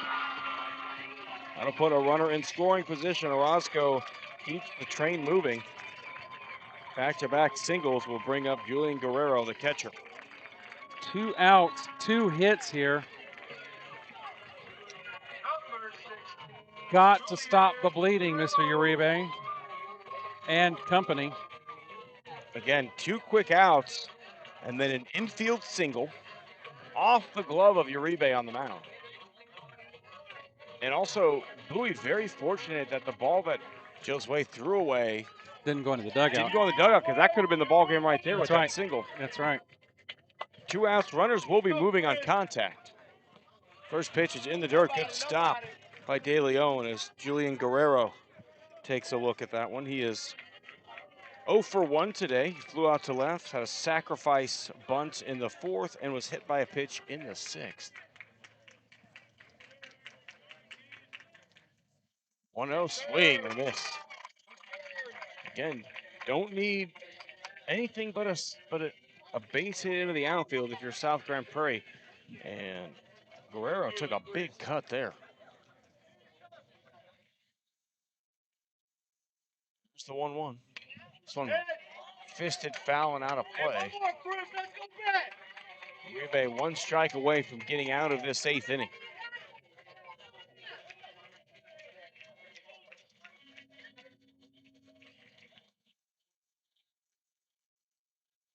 One, 2. That's high. The throw to third base gets away. Great backup by Isaiah Henderson. But a stolen base puts the go-ahead run just 90 feet away. How fortunate that skittered to the side instead of past the LTA into left field. Hey, we need 1 pitch. We need 1 pitch. 2, 2, and 2. 2 men on base. Deuces are running wild out there. 2 balls, 2 strikes, 2 outs, 2 runners on in the bottom of the 8th. Here's the pitch. That's high.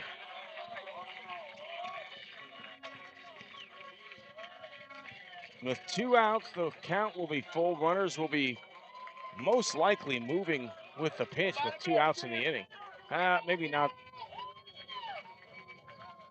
They'll be moving on contact. This one it hit him. Is high. No, it hit him. Hit ball 4 either way. So hit his left shoulder. Bases are loaded. Semantics, but I guess it's a hit by a pitch. And now Mountcastle will hit This spot in the lineup is 0 for 3. Mountcastle is 0 for 2. Ramirez is 0 for 1. He grounded out to the second baseman in the fourth. I still don't understand how you can hit and then come back out of the game and the original guy can come back in. But looks like Bertman's going to come in to run for South Grand Prairie. So Isaac Bertman running at first base. Bertman had some difficulty on the bases on Tuesday night. Huge at bat, 9-hole hitter, Brandon Mountcastle. Again, De Leon's got to focus on keeping the ball in front of him first and foremost. Here's the first pitch. That one high for a ball. Got to throw strikes here if you're a Rebec. Nowhere to put this runner. It's a tie game. Oh, yeah. You really don't want to walk in a walk-off run. Your defense behind you has been fantastic tonight. Let them make a play. 1-0 is high for a ball, 2-0. And all this damage started with 2 outs. Yep, it sure did. 2-0 the count.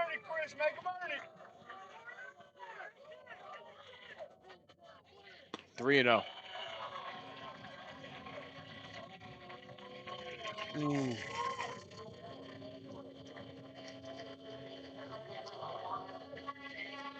Three balls and no strikes. South Grand Prairie a pitch away from forcing a walk and winning a share of a district title. Here's the 3-0. That's ball 4. You're going to have a playoff with Arlington High School as South Grand Prairie has forced a co-district championship with their 2-1 victory in extra innings tonight. Unbelievable ball game. Unbelievable finish to the season. Bowie left a small village on base tonight. But let's take a break right here. We can have a rundown in our Taqueria Taco Express post-game show. But we'll be right back after, the John Wade post-game show brought to you by Taqueria Taco Express. We'll be right back. Somebody's from Taqueria Taco Express. Somebody's going to sponsor this. I've got tacos on my mind. Taqueria Taco Express is now the official taqueria of Zach Arnold Productions. They feature 3 convenient locations, including 2 in Arlington and the original site on the Grand Prairie border at I-20 in Great Southwest. Their Taco Tuesday special includes 5 tacos and an agua fresca for just $10. Made from scratch with authentic recipes, you can place single or bulk orders online by going to taqueriatacoexpress.com.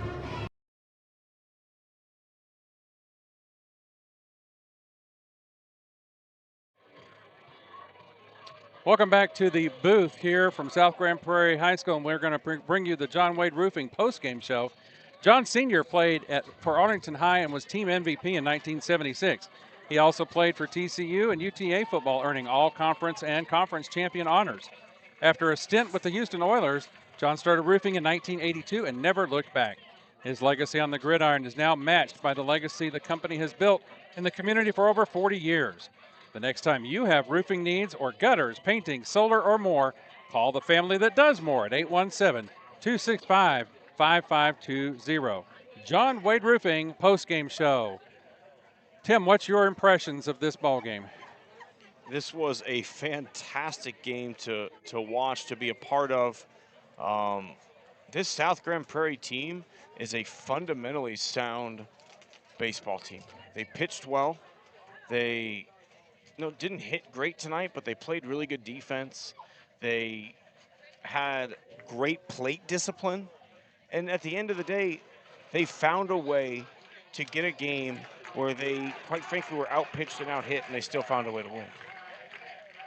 Once again, as we talked about Tuesday night, Bowie left a ton of runners on base. Could not get that clutch hit to come in when they needed it. And credit to the South Grand Prairie pitchers for holding the line there, but such a difficult time for Bowie with the clutch hitting situation and the runners on base. It is. At the end of the day, the good news, we're still going to the playoffs. This is still, this Bowie Volunteer team is still a playoff baseball team. And you just went toe-to-toe with the co-district champs. And both games, you gave up. A Three total runs? Total of five. Yeah, 3 runs. 3 runs, Yeah. one of which wasn't. I mean, the first run tonight wasn't earned. You had an error and a passed ball by the catcher, which is an E2, that allowed that run to come in to score. So Henderson technically 1 run, no earned, across 7 innings. And then the other night, your starter goes 7 innings, gives you no runs, and you give up 1 in extras and lose 1-0. So if I'm Bowie, I feel pretty good about my pitching staff. I'm hoping the bats wake up for the playoffs, but we're throwing it well. Yeah. Pitching has been good for both of these games.